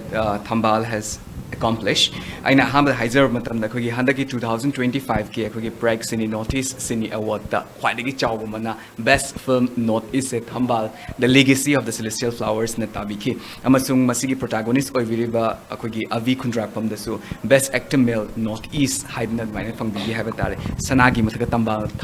tambhana thinba dugumba award ngaktani habatare amasung 2025 ki Manipur State Film Award dasu Pinky Shaikhomna best actor female tabiki amasung Lamnganbi Laishramna best child actor fangbiki best supporting actor female da Ichirina na tabiki best playback singer female da Nganthoining Thaujamna tabiki amasung best art director ngasai yam khoigi kenogi data mogi kenone na panbiki bu kane na panbiki bu SH Inaucha Sharma na su adumaina fangbiki ba yamna mami magun lairaba adugumba film khakne so haijage mayam so theater da social niengbiyo Lamnganbi loishilakpasida khoigi kenogi EPOM media gi viewers mayam sida entire team se represent our kanda kari hainingi miyamda haidi EPOM media bu yengbiriba viewer mayambu aina aroibada haijaningbaje akhoi ki keno ꯄꯨꯝꯅꯃꯛꯁꯦ ꯍꯥꯏꯇꯥꯔꯦ ꯅꯨꯡꯉꯥꯏꯅ ꯂꯩꯕ ꯑꯣꯏꯔꯁꯅꯨ ꯍꯥꯏꯖꯅꯤꯡꯉꯤ ꯌꯥꯝꯅꯁꯨ ꯅꯨꯡꯉꯥꯏꯖꯩ ꯑꯉꯥꯡꯅ ꯄꯤꯕ ꯕꯣꯔꯁꯤ ꯂꯣꯏꯅꯃꯛ ꯊꯨꯡꯉꯦꯅ ꯍꯥꯏꯀꯣ ꯑꯗꯨꯅ ꯂꯣꯏꯅꯃꯛ ꯅꯨꯡꯉꯥꯏꯅ ꯂꯩꯔꯁꯅꯨ ꯑꯃꯁꯨꯡ ꯃꯅꯤꯄꯨꯔꯁꯦ ꯇꯪꯗꯨ ꯂꯩꯇꯥꯕ ꯑꯣꯏꯔꯁꯅꯨ ꯂꯝꯉꯥꯟꯕꯤꯒꯤ ꯁꯥꯏꯠꯇꯒꯤ ꯑꯩꯈꯣꯏꯅ ꯋꯤꯁ ꯄꯤꯖꯔꯤꯀꯣ ꯑꯦꯠ ꯗ ꯁꯦꯝ ꯇꯥꯏꯝ ꯊꯦꯡꯛ ꯌꯨ ꯇꯤꯝꯕꯨ ꯑꯩꯈꯣꯏꯅ ꯃꯇꯝ ꯆꯥꯅ ꯂꯥꯛꯄꯤꯕꯒꯤꯗꯃꯛꯇꯁꯨ ꯊꯦꯡꯛ ꯌꯨ ꯁꯣ ꯃꯆ ꯑꯃꯁꯨꯡ ꯑꯩꯈꯣꯏꯒꯤ ꯁꯣꯁꯦ ꯍꯥꯏꯕ ꯇꯥꯔꯦ ꯁꯤꯗ ꯑꯃꯃꯝꯇꯪ ꯑꯣꯏꯅ ꯉꯥꯟꯕꯤꯕꯁꯦ ꯑꯩꯈꯣꯏꯒꯤꯁꯨ ꯂꯥꯏꯕꯛ ꯌꯥꯝꯅ ꯐꯕꯅꯤ ꯍꯥꯏꯖꯒꯦ ꯇꯨꯡ ꯀꯣꯏꯅ ꯇꯧꯔꯛꯄ ꯊꯕꯛ ꯈꯨꯗꯤꯡꯃꯛꯇꯁꯨ ꯍꯦꯟꯅ ꯍꯦꯟꯅ ꯁꯛꯁꯦꯁ ꯑꯣꯏꯕꯤꯌꯨ ꯍꯥꯏꯕꯁꯦ EPOM ꯃꯦꯗꯤꯌꯥꯒꯤ ꯃꯥꯏꯀꯩꯗꯒꯤꯁꯨ ꯍꯥꯏꯖꯒꯦ thank you so much once again everyone Masiga lorena EPOM media na paring na sindok chariba koigi live podcast horamasi matang aside loijere if you have any comments adagi suggestions mathang da karamba films koina naina sige karamba films sige journey se chige have the koina kaigumba isagi kokta lebi taragadi you can always DM us or you can always give us through comment section dum pibiro haijage masiga lorena mathang episode amu hana unarsi EPOM media bo bijing tadra lebiyo